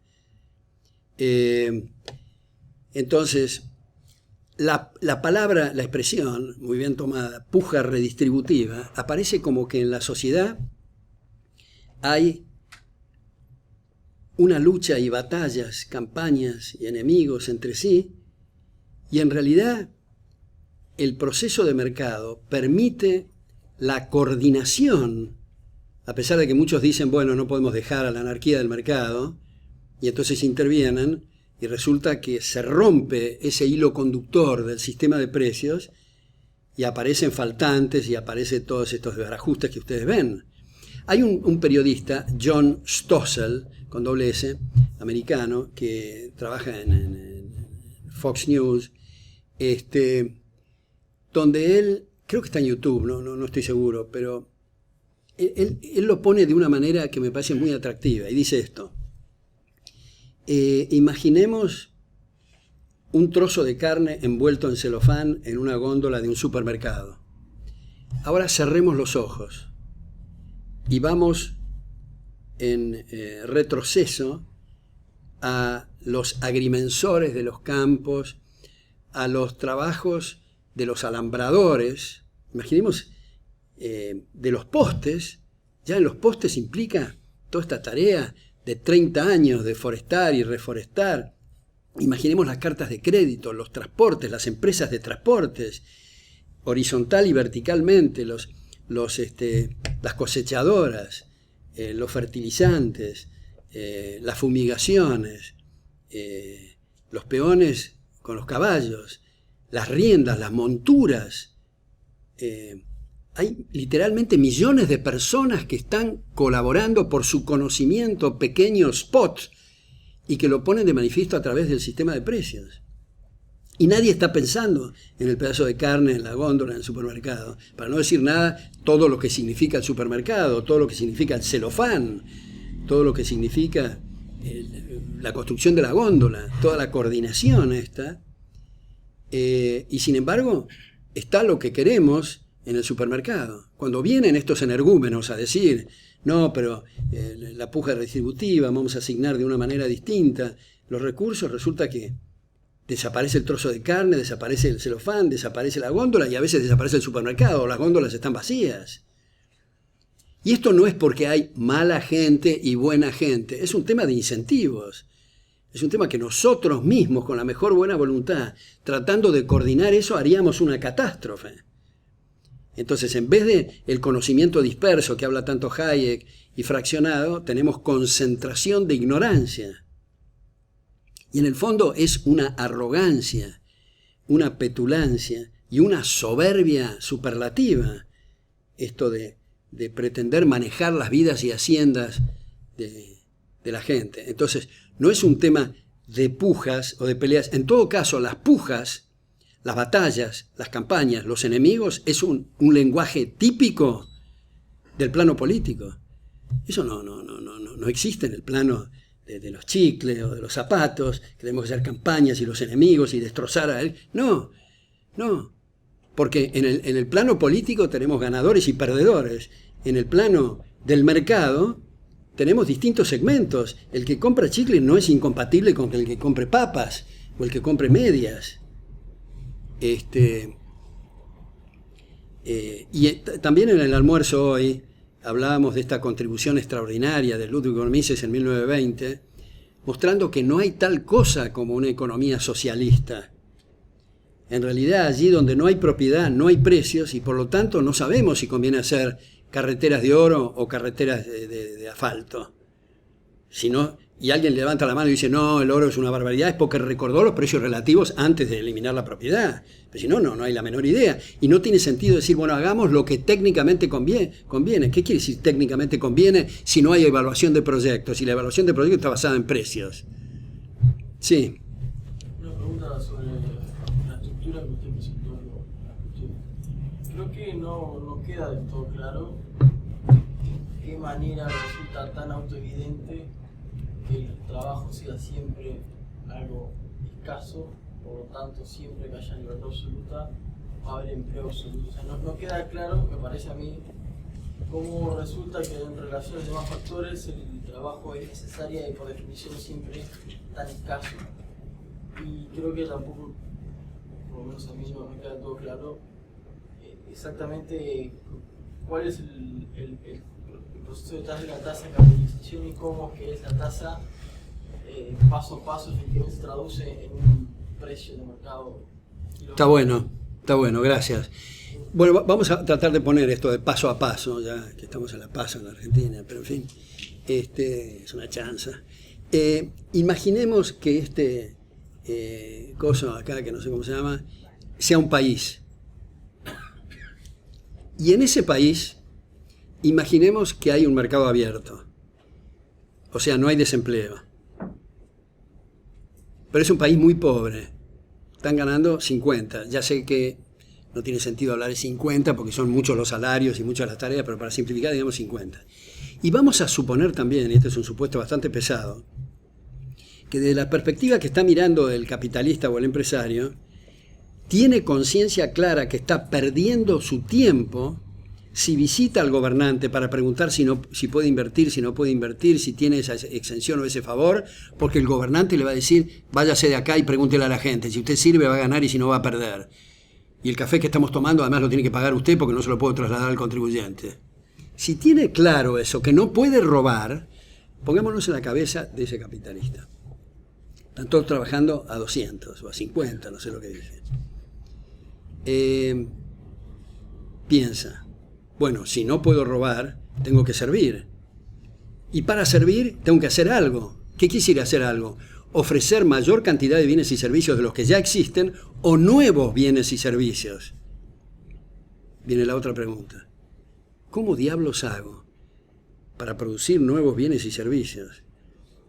Para servir el capital, porque si tiene en su cabeza cualquier otra cosa que no sea servir el capital, va a ser removido en la primera asamblea de accionistas. Entonces, para servir ese capital tengo que hacer algo. Hacer algo quiere decir más bienes y servicios de los que ya existen, los nuevos bienes y servicios. Ahora viene el asunto clave. ¿Cómo hago para conseguir trabajo manual e intelectual para lograr ese objetivo? No tengo más remedio que ofrecer 250. Ahora, supongamos que en vez de ese capitalista, viene a este país todos los capitales de Europa, de Asia y de Estados Unidos juntos. Sube a 250.000 el salario. ¿Y la gente qué hizo? ¿Es más virtuosa? No, es igual, las mismas virtudes, los mismos vicios. Tiene la misma, lo único que ahora le permiten trabajar menos, en jornadas más cortas, con más bonus y más posibilidades, debido a esas tasas. Entonces, ese es el paso a paso. Ahora, en la medida en que se consume capital, van a bajar los salarios. En la medida que el capital se mantenga igual, descontando las amortizaciones de los equipos, se van a mantener igual los salarios. Entonces, ese es el punto, se me ocurre decirlo así, el paso a paso para ver cómo se conecta lo que estamos diciendo en cada uno de los pasos para lograr el aumento de salarios. ¿No puede haber desempleo aún en un escenario de aumento? ¿Aún qué? ¿Perdón? En un escenario de aumento de salario. No lo escuché. Que aún en un escenario de que aumenten los salarios por mayor inversión. Sí. ¿Cómo es que necesariamente tiene que haber pleno empleo? Poniendo el presupuesto fuerte que usted dice. Bueno, como las necesidades son ilimitadas, quiere decir infinitas, siempre hay algo por hacer. Bueno, pero una cosa es el doctor en física nuclear y otra cosa es limpiar una vereda o pintar una casa o limpiar un baño. Bueno, no, pero que baja muchos escalones. Bueno, ese es otro tema. De nuevo estamos hablando de la cuestión del empleo. Cuanto mayor las tasas de capitalización, las colocaciones del empleo van a ser menos de cosas subhumanas y más propiamente de seres humanos. Pero eso no es una cuestión de que llegamos a un lugar y la gente duerme arriba de los árboles y no tiene vitaminas y no se puede vacunar. Entonces decimos, ahora por decreto vamos a decir vacunación obligatoria, vitaminas para todo. Bueno, arruinamos lo poco que hay en esa comunidad. Porque el tema yo creo que puede estar también vinculado, ya que estamos hablando de redistribución de ingresos y las pujas redistributivas y todo, lo que pasa con el Fondo Monetario y el Banco Mundial. Hay un país generalmente en problemas, y los problemas son por tener empresas estatales, precios mínimos, salarios mínimos también, inflación monetaria, corrupción galopante, en fin, y llegan los individuos del Fondo Monetario, del Banco Mundial, que generalmente viajan en primera, van a hoteles de 6 estrellas, yo no sabía que había hasta que les investigué algunos de estos, pasan por la aduana en valija diplomática, lo que ellos están aconsejando prohibir a los demás, y llegan con carradas de dólares. ¿Y dónde sacan los dólares? Del contribuyente, generalmente norteamericano, donde hay un subsidio cruzado. Es el granjero americano que está subsidiando al banquero de Nueva York que haga negocios en esos países que jamás hubiera hecho si no hubiera tenido el paraguas protector del Fondo Monetario y del Banco Mundial. Y con dólares, con periodos de gracia largos, con más bajas de tasa de interés. Entonces el gobernante, que estaba a punto de renunciar o de fugarse, además se le fugaron capitales, se le fugaron las mejores mentes, dice, un minuto, hagamos la valija de nuevo, nos quedamos acá, miren los dólares, esto sirve para apoyarnos a nosotros. Eso es lo que ha servido el Fondo Monetario y el Banco Mundial. Por eso hay tantos autores que han sostenido que hay que liquidar esas dos instituciones nefastas. Ahora, a partir de que se liquida viene esta cuestión. ¿Qué hace ese país que ha adoptado medidas tan estrafalarias? Tiene dos posibilidades. O sigue con las medidas estrafalarias, pero busca sus recursos en Cuba, no en Washington, si es que hubiera en Cuba, o en Venezuela, o si no, se ve obligado él o sus sucesores a modificar la política para repatriar capitales, repatriar esos cerebros que se le fueron y recibir créditos sobre bases sustentables. Y no del Fondo Monetario y el Banco Mundial. Esos organismos internacionales son absolutamente nefastos, que por supuesto cuando se los compara con la radicalización de algunos gobiernos decimos, bueno, son medios conservadores, pero no. Sí. Ya que lo trajo estos organismos internacionales, el Uruguay, nuestro país está en este momento en una disyuntiva, si entrar al TISA o no entrar. ¿Si entrar a qué? Al TISA. Es un tratado internacional de libre comercio de los servicios. Y tenemos que el comprador más grande que tiene Uruguay es Estados Unidos, que lleva el 40% y que en 10 años se ha quintuplicado el Uruguay en eso, en las exportaciones.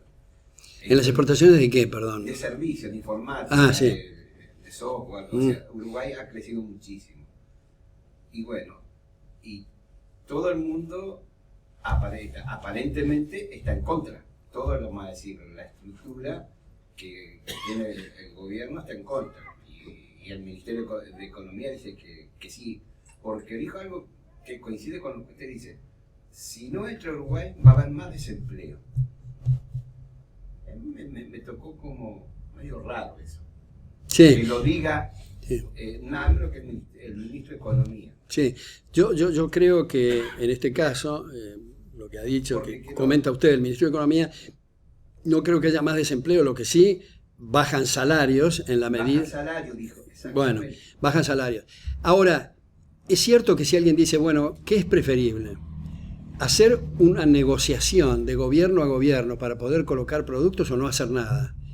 Bueno, tal vez sea mejor hacer esa negociación, pero el punto es, ¿por qué tanto esfuerzo burocrático y por qué no abrir directamente las aduanas en todas las direcciones? Ahora, en el área informática acá hay dos expertos que pueden a lo mejor agregar algo. No. No me meto con Tiso. No, porque yo recibí, por ejemplo, un memorándum del PICNT. Yo soy funcionario público y me llegó a todos sus asociados, mandó explicando por tal cosa y tal cosa. Claro.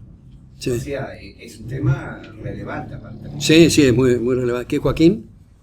No, que a nivel de servicios, Uruguay exporta, pero justamente como para no saber mi padre, justamente lo que él dice es de que lo que le extraña es que el ministro de Economía nuestro, que es Danilo Astori, grado 5, coincida en cierta forma con los análisis liberales que hacemos nosotros de que el no entrar va a ser peor porque va a aumentar, van a bajar los salarios y obviamente va a arrastrar un desempleo a largo plazo, como dice Jaime.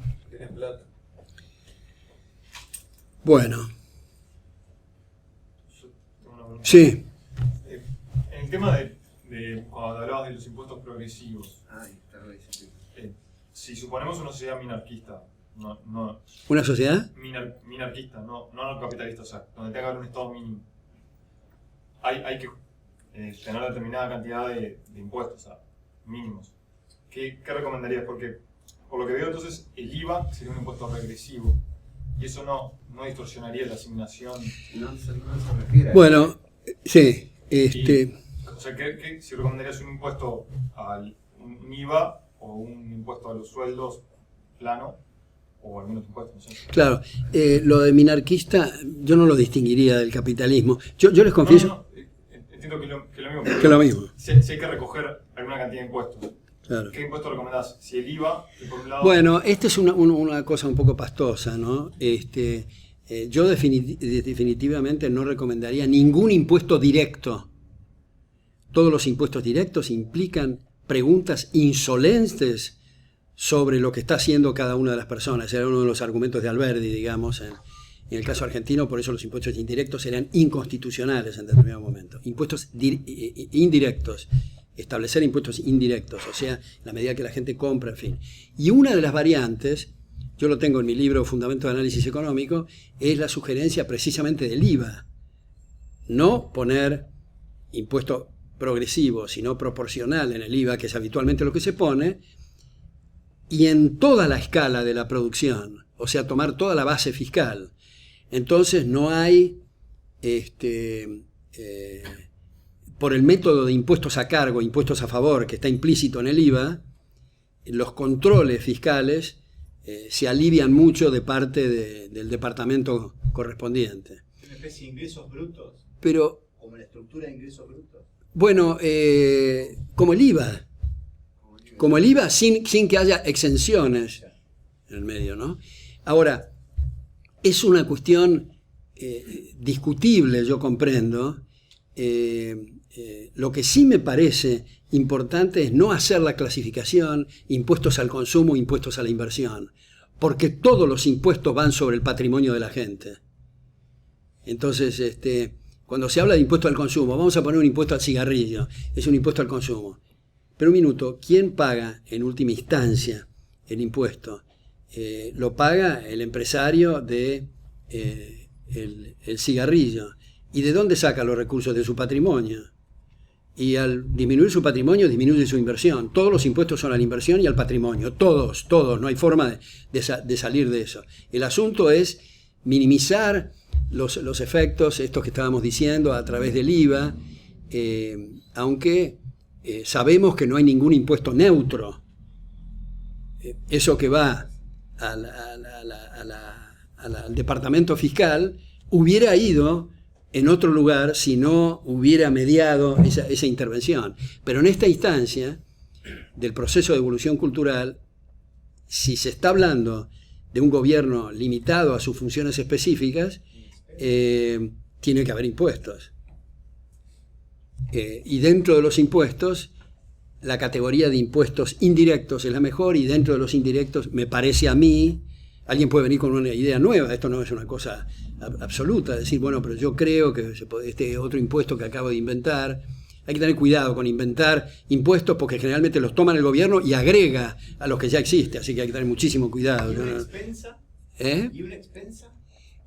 ¿Cómo? Una expensa, es decir, en vez de un impuesto, un porcentaje de una transacción económica, lo que fuera, simplemente, ¿cuánto cuesta el Estado? 10 pesos. ¿Cuántos somos? 70. 10 sobre 70 da tal.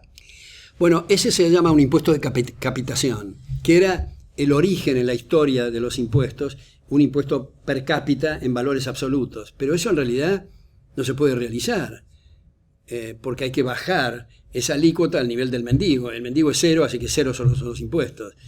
De modo que, bueno, esta es la cuestión. Sí. Esto en cuanto a la temática de la igualdad que venía, era de los que estaban, de los temas implicados en esto, ¿no? Cómo se maneja la cuestión social desde una óptica libertaria.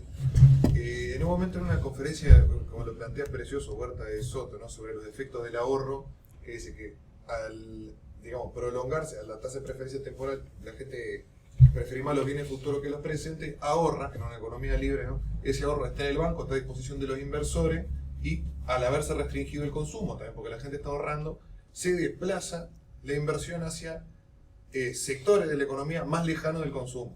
O sea, el que hace la rueda para la máquina, para el que lleva la harina al súper. Hace un periodo de producción más largo, sí. Exactamente. Y lo que pasaba, por lo menos lo que viene esa conferencia, es que los tipos de interés y lo que sería el porcentaje de ingreso contable, la ganancia, digamos, lo que le llaman la plusvalía a los marxistas, ¿no? Pero la ganancia del empresario, al aumentar el ahorro y al alargarse el periodo productivo, el porcentaje va bajando en comparación con el resto de los costos. ¿Se podría decir que esto, en presencia de ahorro, libertad de mercado y las otras condiciones para que se dé este ciclo constructivo, se podría decir que esta baja del porcentaje de ganancia relativa de cada empresario no genera al fin y al cabo más igualdad? ¿No habría dos vías para igualdad, la de la metralleta y la liberal? Bueno, me parece un muy buen punto, porque cuando uno está hablando, muy buen punto de Jesús Huerta de Soto, cuando uno está hablando de igualdad o de desigualdad, uno está diciendo que uno no se pronuncia cómo tiene que ser ese delta.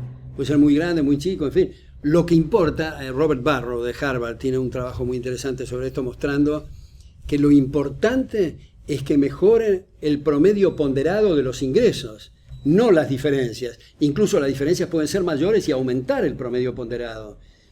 Pero el punto ese es una forma que puede decirse, a través de esa explicación, que ha disminuido la desigualdad por decisión de los procesos de mercado. Ahora, a mí me gustaría agregar a lo que dijo Jesús Huerta de Soto en esto, no sé si él lo dijo, pero no es necesario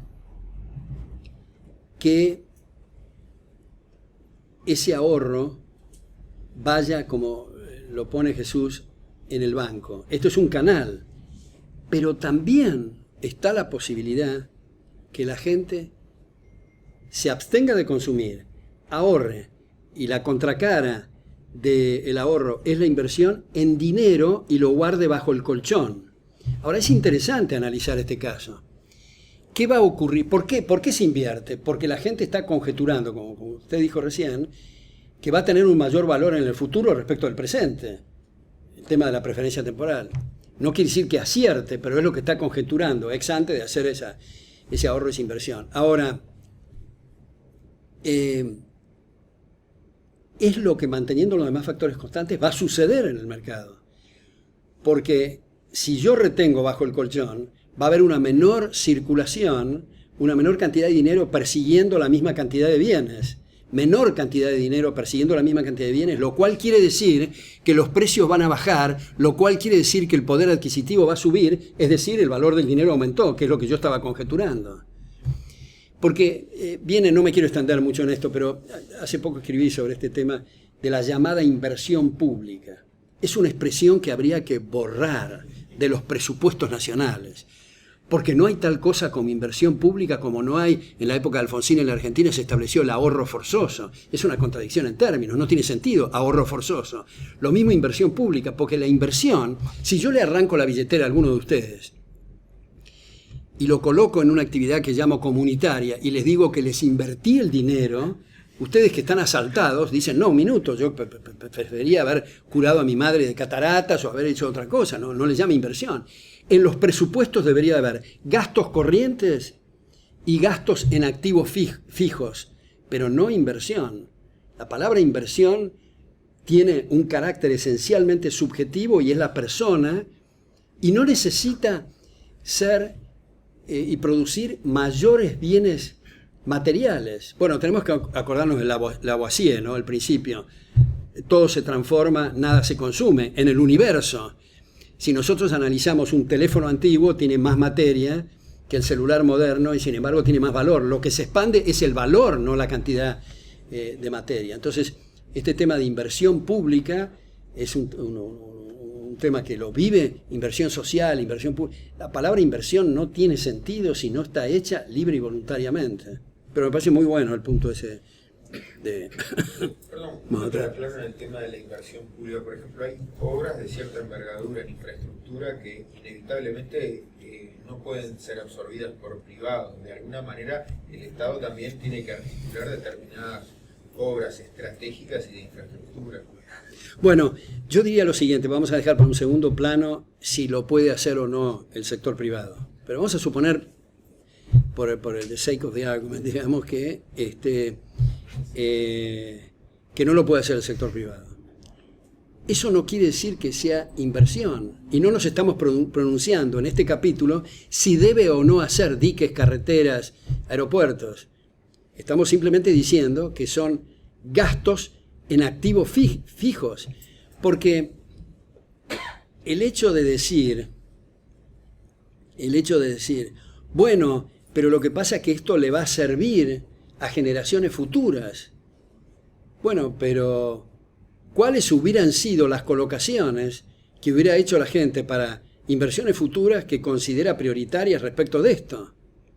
Lo cual, como digo, en esta instancia no es para decir si deben hacerlo o no. Digo, la palabra inversión, otra vez, es gente que le sacaron recursos y, por ejemplo, no pudo comprar tomates esa semana, no pudo hacer esto y le dicen, no, quédate tranquilo porque te hemos invertido tu dinero. ¿Cómo invertido? Yo prefería hacer esto y me hacen esto.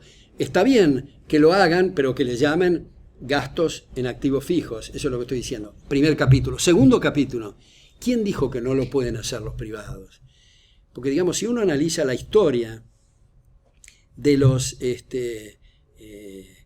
movimientos a través de los ríos y de los caminos en la antigüedad, eran por peaje, eran privados, y después empezó a intervenir el gobierno. Yo no me quiero poner técnico en esto, pero está presente siempre el tema de los bienes públicos, las externalidades, los free riders, el dilema del prisionero aquí. Pero como dice David Smith, S.C.H. Smith,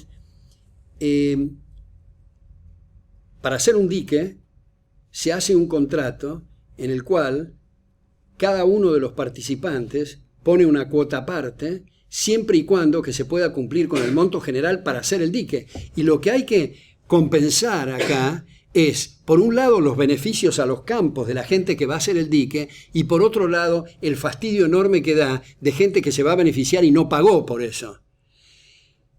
Pero, digamos, lo de las yo creo que el tema de las concesiones en la vía pública es un problema grave, porque el que concesiona es el dueño, es el que finalmente se mete a politizar las tarifas y los peajes, y es el que interviene en este precio sombra que se llaman primero y después intervienen de otra manera en esos precios. Y está esto vinculado, la figura de la concesión, con el tema de la libertad de prensa. Decimos, concesiona esa onda electromagnética para la radio, para la televisión. No, deberían de subastarlo y venderlo. El espectro electromagnético es igual que un terreno. Entonces el titular es el dueño realmente de libertad de prensa, porque si no, el que otorga la concesión puede decir no se la renuevo. Toda la gente empieza a gritar, no hay libertad de prensa. Un minuto, si desde el punto de vista del derecho es el titular, puede hacer lo que le da la gana cuando venza esa concesión. Y lo mismo va para este asunto de carreteras. Yo comprendo, señor, le digo a usted, que no se puede estar discutiendo primero el techo y después los cimientos. Tenemos que empezar por los cimientos. Si todavía no entendimos el tema de la puja redistributiva, de los precios máximos, de las empresas estatales y de todos estos controles a las importaciones, no podemos empezar a hablar del tema de las carreteras porque nos supera, porque estamos adelantándonos a temas que todavía en la base no hemos comprendido, ¿no? Bueno, sí.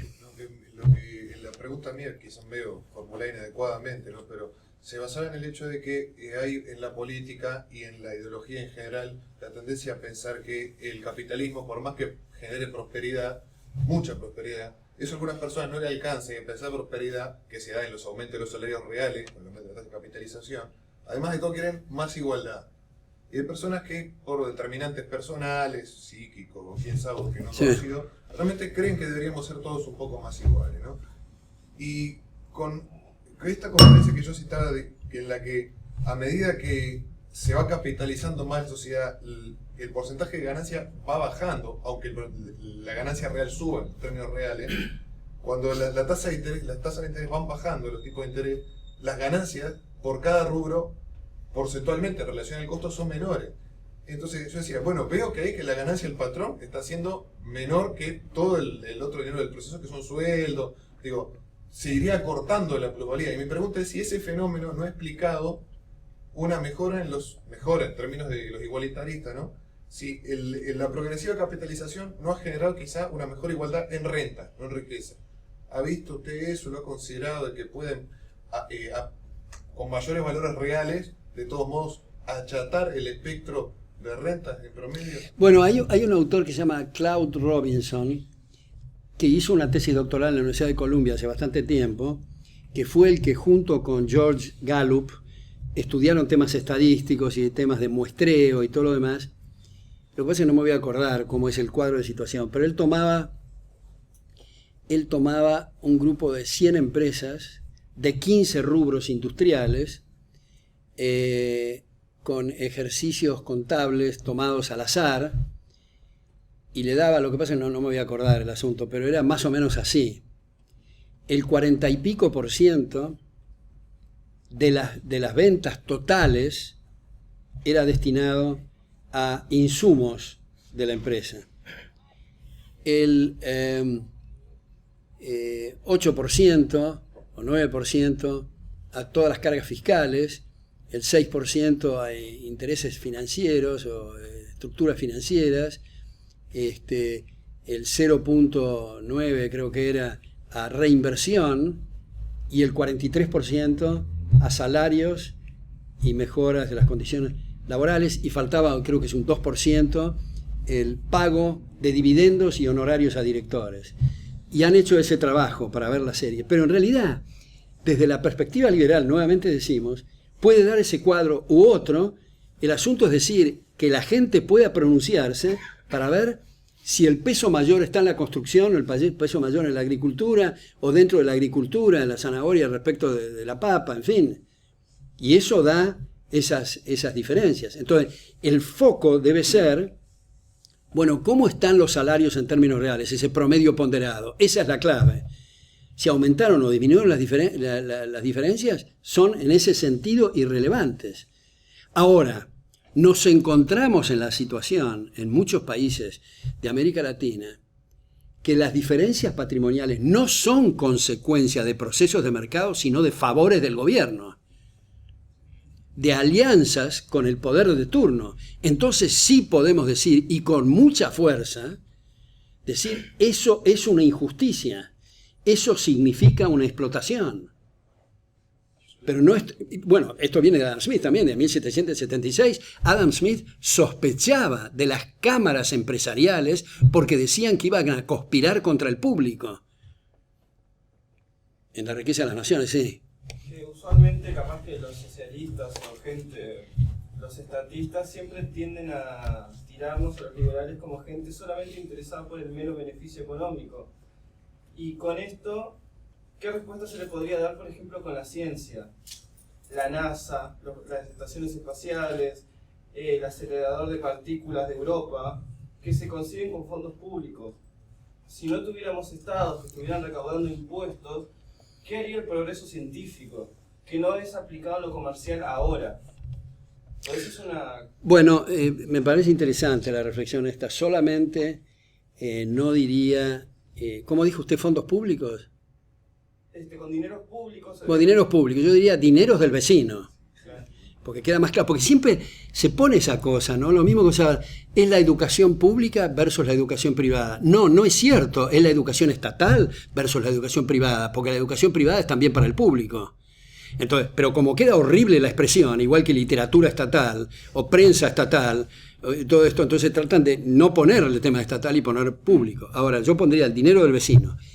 Si nosotros analizamos el progreso extraordinario de la humanidad en medicina y en tantas otras cosas que podemos decir, no tiene ninguna relación con el sector estatal y con la fuerza. Ahora,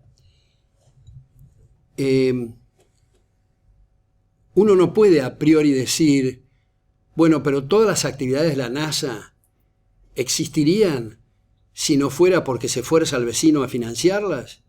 Bueno, yo creo que hay que aplicar lo que decía Bastiat, este economista extraordinario decimonónico, lo que se ve y lo que no se ve. Vemos eso, pero no vemos la cantidad de gente que se murió por cataratas o que se quedó ciega por cataratas o apendicitis o gente que necesitaba mamaderas y leche y le dieron la NASA.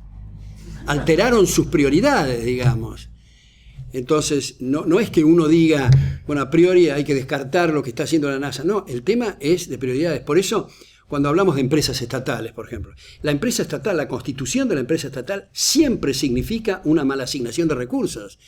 Porque la gente estaba destinada en 1, 2, 3 y 4, y la empresa estatal lo puso en 5, lo cual significa disminuir 1, 2, 3 y 4, o eliminar 1 por 5. Y eso es una baja nivel de vida de la gente. Y si el contraargumento es, bueno, pero la gente lo hubiera hecho de todas maneras, entonces ¿para qué se metió el Estado? Y para saber si se hubiera hecho o no, tiene que dejarlo operar al proceso de mercado. Y a mí me parece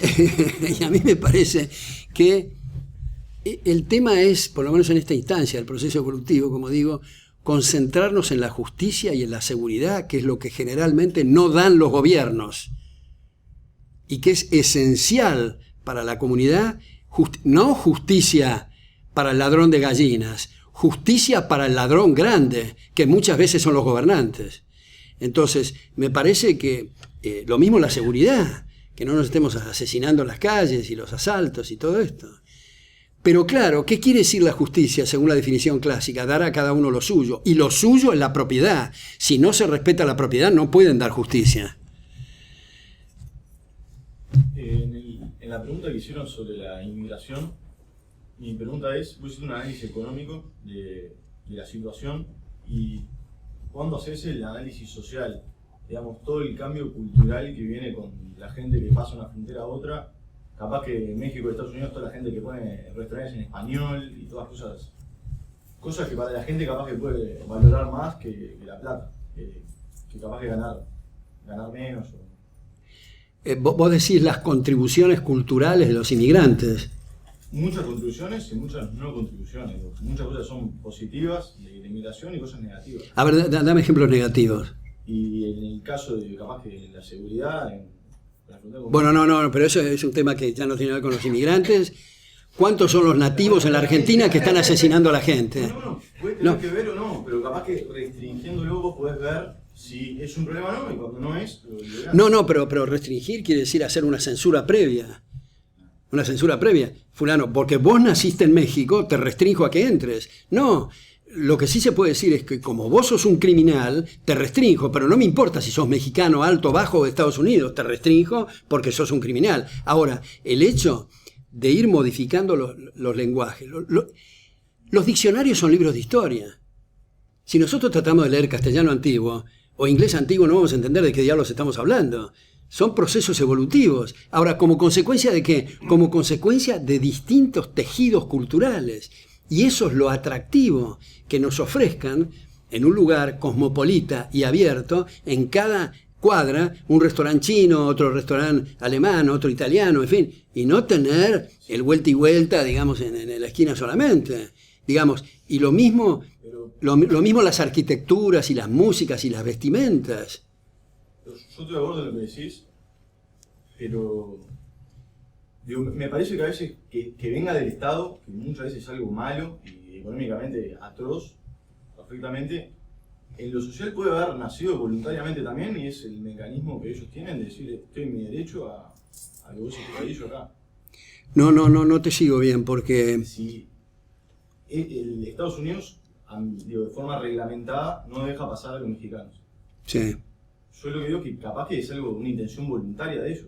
Sí, por supuesto que es voluntaria. Si lo votan es voluntaria y si lo apoyan pero digo, ¿por qué estaría mal que haya una restricción si es voluntaria de ellos? Pero voluntario de ellos quiere decir que el gobierno es el dueño del país.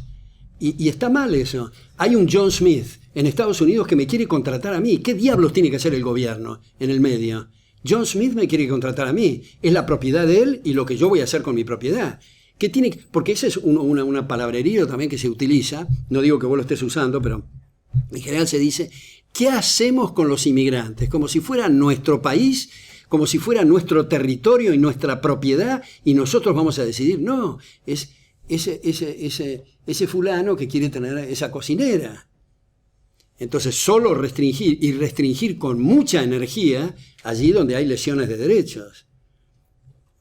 Bueno, hacemos una pregunta más, si les parece bien, o un par de preguntas, o 3 preguntas. Bueno, está bien. Sí. A lo largo de la charla existe una diferencia entre aquellos países con tasa de capitalización mucho más alta que otros, por ejemplo Europa, Estados Unidos, comparado con África o América Latina. Sí. Se desprende de lo que vos decís, que una de las condiciones necesarias para que existan países con tasa de capitalización más grande, es, entre otras cosas, bueno, estados pequeños, pocas regulaciones, pocos derechos, digamos, entre comillas, pagados por el vecino. Pero mi pregunta es, ¿cómo puede ser que países que tienen una tasa de capitalización altísima, sobre todo comparado con nosotros, como puede ser los países escandinavos, que tienen una sociedad que está muy intervenida por el Estado, con, no sé, con muchos derechos pagados por los vecinos, por ejemplo, con maternidades y paternidades larguísimas, por ejemplo, con guarderías pagas también por parte de los vecinos, o sea, por todos, ¿no? ¿Cómo hace para tener una tasa de capitalización tan alta, por ejemplo? Bueno, yo creo que hay un gran mito en torno de los países nórdicos, especialmente el caso de Dinamarca y de Suecia. En los dos casos tuvieron que abandonar abruptamente sus políticas de socialización, porque la gente, si bien es cierto era gratis, otra vez pongo el ejemplo de operarse de cataratas, cuando les tocaba el turno estaban ciegos, así que se iban a otro lado. La educación estaban hartas y hacían tuition en Inglaterra y en otros lugares. Incluso Olaf, el creador de la cuestión del Estado benefactor sueco, murió en un sanatorio privado y murió muy desilusionado, digamos, con esta política. Si nosotros analizamos la participación del Estado en la renta nacional en esos países, es mucho más bajo que en Estados Unidos. Ha habido un cambio abrupto en eso.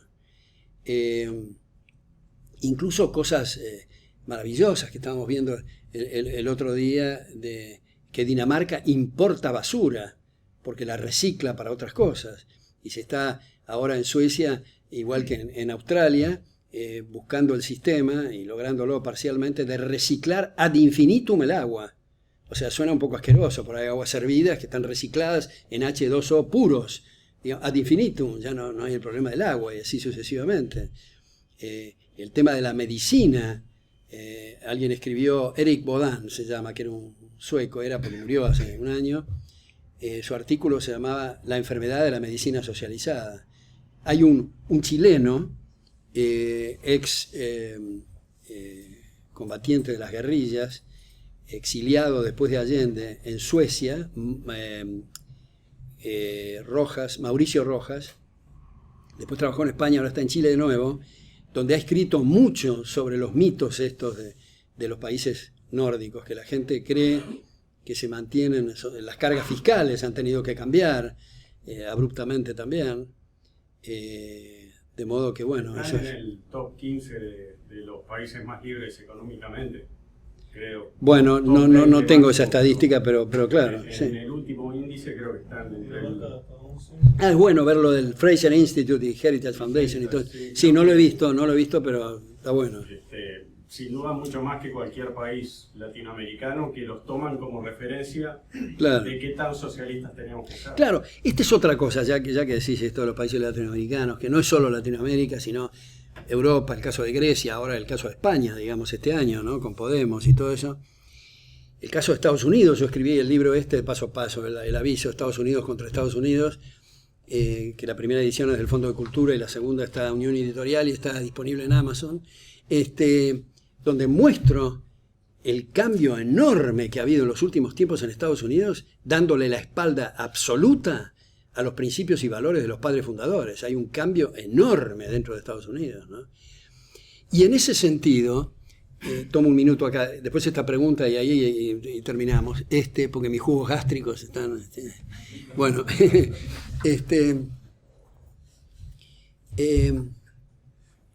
esto que está ocurriendo con lo que llamamos democracia es una payasada bastante peligrosa. No es la idea que ha tenido Giovanni Sartori y todos estos estudiosos de la ciencia política en cuanto al respeto de las mayorías por las minorías y todo esto, sino que tenemos un sistema que deberíamos de llamar cleptocracia, o sea, el gobierno de los ladrones. Ladrones de sueños de vida, ladrones de propiedades, ladrones de libertades. Entonces se dice, el caso venezolano, por ejemplo, bueno, pero lo votaron, es demócrata, en fin. Si la mayoría vota para exterminar a los pelirrojos o degollar a la minoría, dicen que es democracia, y esto no tiene nada que ver con la democracia. Entonces... dice Hayek en el primer tomo del Law, Legislation and Liberty, de Derecho, Legislación y Libertad, en las primeras líneas, dice, todo el esfuerzo liberal hasta ahora para ponerle bridas al Leviatán o para frenar el abuso del poder, tenemos que reconocer que ha sido un fracaso absoluto. Tenemos que pensar en otras ideas. Y él propone para el legislativo, en el tomo tercero, algunas medidas. Bruno Leoni propone para el judicial, en la libertad y la ley. Y Montesquieu, y esto ustedes van a pensar que estoy un poco con problemas mentales, pero Montesquieu, en el espíritu de las leyes, dice textualmente, está en la índole de la democracia elegir al gobernante por sorteo. Entonces uno dice, pero ¿cómo por sorteo? ¿Este tipo le falla un tornillo o algo?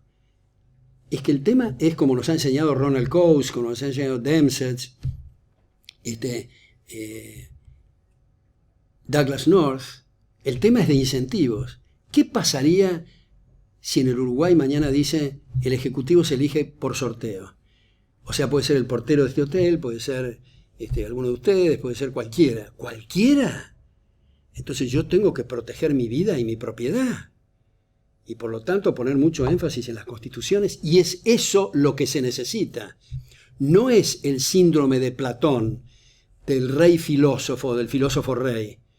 Es, como dice Karl Popper en La Sociedad Abierta y sus enemigos, poner límites institucionales para que el gobierno haga el menor daño posible. No importa si es Pedro Juan, el tema son instituciones. Ahora, si esta audiencia o otra audiencia no le gusta la idea del sorteo, no le gusta lo de Hayek, no le gusta lo de Bruno Leoni, pensemos en otra cosa, pero no seamos tan ingenuos, para decirlo académica y suavemente, de esperar con los brazos cruzados que esto se encauce bien, porque va muy mal. Muy mal, lo que llamamos democracia no tiene ni vestigios de lo que originalmente se concibió con el concepto democrático, sí. Sí, imaginar una pequeña afirmación, ¿no?, de lo que habían dicho, de que no existen empresas que se dediquen a ¿cómo es a partes espaciales, ¿viste? A lanzamientos espaciales, programas espaciales y programas de investigación, digamos que muy teórica o que no genere beneficios al inmediato. Hay dos ejemplos que se me ocurren en este preciso momento, que busqué información y todo ahora en un momento. El de SpaceX, de Elon Musk, fundador de PayPal, que se dedica a tirar cohetes y a hacer transportes orbitales. Está bueno. Esa es la ventaja de esos aparatos que uno está hablando. Sí, y claro. está, claro. Y la otra es la división de investigación de Google, que se llama GoogleX, que también es una de las partes de Google, que tampoco es, ¿cómo se dice? Se fuma algo y ven que sale, digamos. Ahí va, no tiene ninguna inversión pública. Es todo de la empresa para la empresa, chao. Y muchas veces... Esos dos ejemplos, ¿me los podés pasar por mail? Ahí Federico tiene, Joaquín tiene mi mail, me los podés pasar, me interesa. Hay otras empresas privadas y otros estilos que se dedican a la inversión, en investigación, solo por decir mejoro mi producto. Claro, Google, lo que sea, decir mejoro mi producto, posiciono mi marca. Está bueno, está bueno. Que corre carreras. Creo que el proyecto Mars One, que planea llevar gente a hacer un viaje tripulado solo de ida hacia Marte, es enteramente privado. Claro. Ah, que está bueno eso, sí. Está muy bueno. Mucho que dice, yo posiciono mi marca, soy el mejor haciendo esto y como... No te olvides de pasarme eso, por favor. Sí. Yo tengo una pregunta sobre el tema de las sociedades prósperas y la tasa de capitalización. El asunto de la tasa de capitalización suena a que la prosperidad depende de la cantidad de maquinaria y de conocimiento que haya en la sociedad para aumentar la eficiencia y que uno trabajando menos pueda ganar más. Nos damos cuenta que si trasladamos todos los bienes de capital de Canadá, por ejemplo, al Congo, los resultados en el Congo no van a ser los mismos que en Canadá, porque falta un ingrediente. Faltan ingredientes en el Congo, ¿no? Falta know-how y faltan quizá otros ingredientes culturales, como por ejemplo la confianza, poder confiar en que la gente va a hacer lo que dice que va a hacer, quizá la disciplina también. La disciplina, digo, autoimpuesta, ¿no? El uno forzarse a hacer lo que tiene que hacer. La pregunta que tengo es, ¿existen trabajos que intenten cuantificar ese ingrediente, que no es stock de capital físico, sino que es una especie de stock de capital cultural? Bueno, sí. Harrison es uno que ha escrito sobre la economía y la cultura, creo que se llama, o cultura y desarrollo. No, pero, a ver, cuando dijimos que las tasas de capitalización significa maquinarias, equipos, instalaciones, agregamos conocimientos relevantes.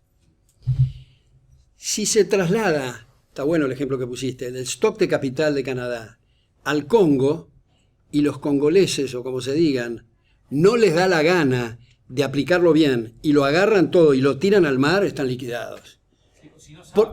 Sí, claro, bueno, pero es un tema más que no saben, que no quieren.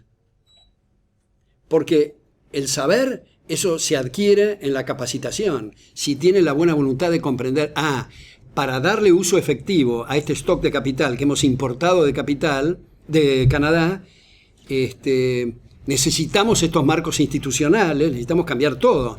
El tema, yo comprendo el espíritu de lo que vos decís, porque el tema cultural es esencial. Y cultural, por eso más, sigo con tu razonamiento, más que cuestiones físicas, es un tema neuronal, es un tema de las cejas para arriba, es un tema de comprender esto. Por eso decíamos antes, en algún momento, que la clave es la educación, es la transmisión de esos valores y esos principios, ¿no? Pero si creciste pegando o esquivando el golpe, es muy difícil que de un día para otro pases a confiar. No, de un día para otro nunca. Pero digamos, la base es la cuestión cultural, el comprender las grandes bendiciones de la libertad, que dicho sea de paso, para agregar una instancia más a lo que recién decías, no quiere decir que para todos el bienestar implique tener más recursos materiales. Puede ser tocar el arpa, recitar poemas o mirar una buena puesta de sol. Esto está abierto, incluso más. Desde el punto de vista socialista, desde el punto de vista totalitario, aunque totalitario significa tomar todo, pero autoritario, digamos, no está excluido que en una sociedad un grupo de personas decida tener un tutor que le administre todo y que lo maneje y tengan un sistema socialista dentro de la sociedad abierta. Lo que no estaría permitido es que le obliguen a los demás a entrar en eso. Bueno, les agradezco muchísimo, ha sido un enorme gusto estar con ustedes.